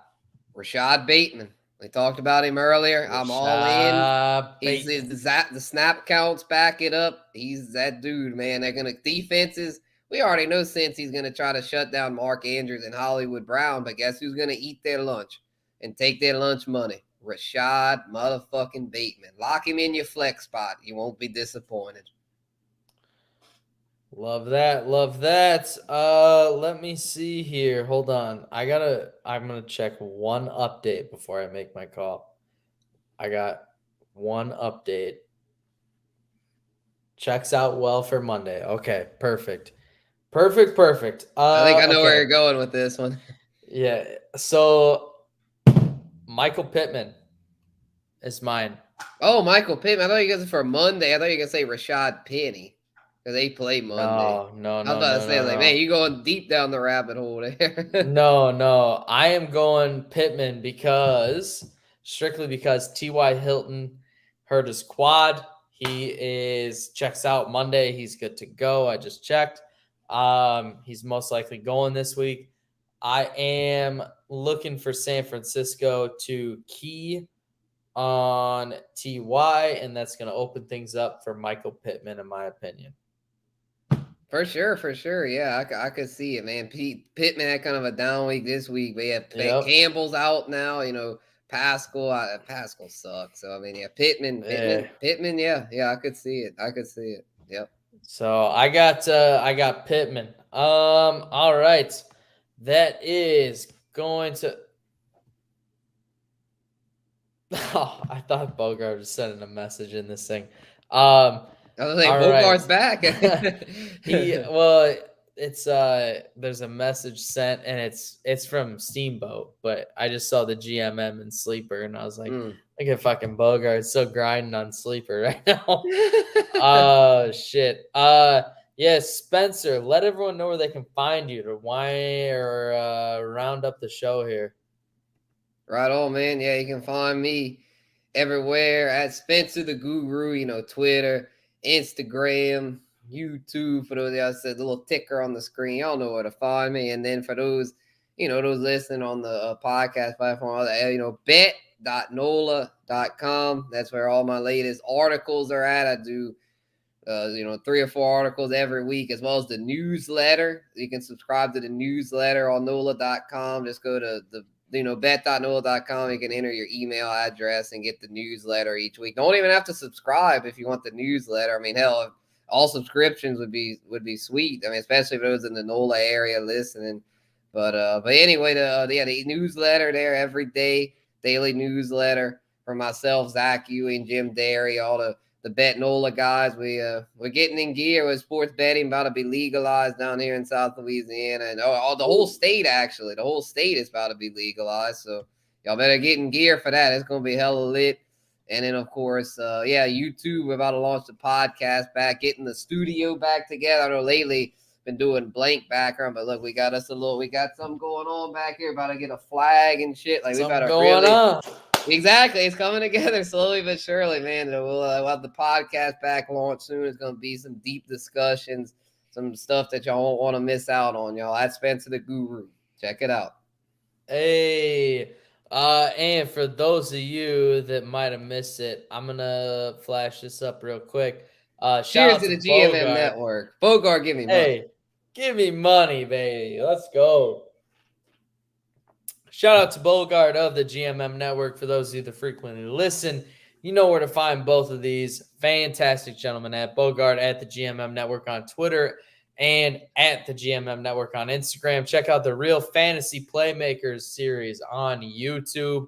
The Real Fantasy Playmakers is fire series. Yeah, it's popping off, man. With him and Hustler, man, they're really doing shit out there. With that fantasy news today, it's so cool. Like, every day get to tap in and see what they talk about. In their Wednesday night show, it's going to be that what they call it, the What If series. Man, that shit is always fire. I'm hoping to make another appearance on there soon. That's so fun. It always has a great panel of analysts on there. Hell yeah. And speaking of which, even though he was not able to make it tonight, speaking of Fantasy Football Hustler, hey, check him out. Massive following on this Facebook group, Fantasy Football Hustler. Join that craze at FF Hustler on Twitter, at FF Hustler 420 on Instagram. What a fucking legend this guy is. Good friend of the show. What up? Yeah, hell yeah. Oh, yeah. Shout out to Huss, man. Shout out to Peacock, too. Hey, he was actually next up on the list. Oh, here we go. Fantasy Football Peacock. Fantasy Football Peacock, another good fan of the show. Shout out to FF_Peacock on Twitter and at Muscle Up Miles on Instagram. Oh, Hey. he's a great follow, man. Great fantasy and his Dude. artwork, man. This dude's an artist. Hey, man, I bought one of his paintings. This guy's straight fire. He put one of his paintings up. I was like, I will. Let's go. How much you want for it? I'll do it right now. Hey, he sent me one of his paintings. Guy is fantastic with his artwork, fantastic with his football takes. What a legend. He is. Not only is he good at graphics, but man, fire content all the way throughout. Fantasy Football Peacock, give him a look as well. Other than that, everyone on here knows where to find me at Blitz with Blake. Blitz with Blake, Twitter, YouTube, Instagram, whatever it is. Cannot thank y'all enough. Thank you for listening. If for those of you that are going to catch this when it's released on podcast platforms, appreciate you. Leave a like, leave a comment, ask us some questions. I appreciate it. Do me a favor out there, everyone, and take her fucking sleazy.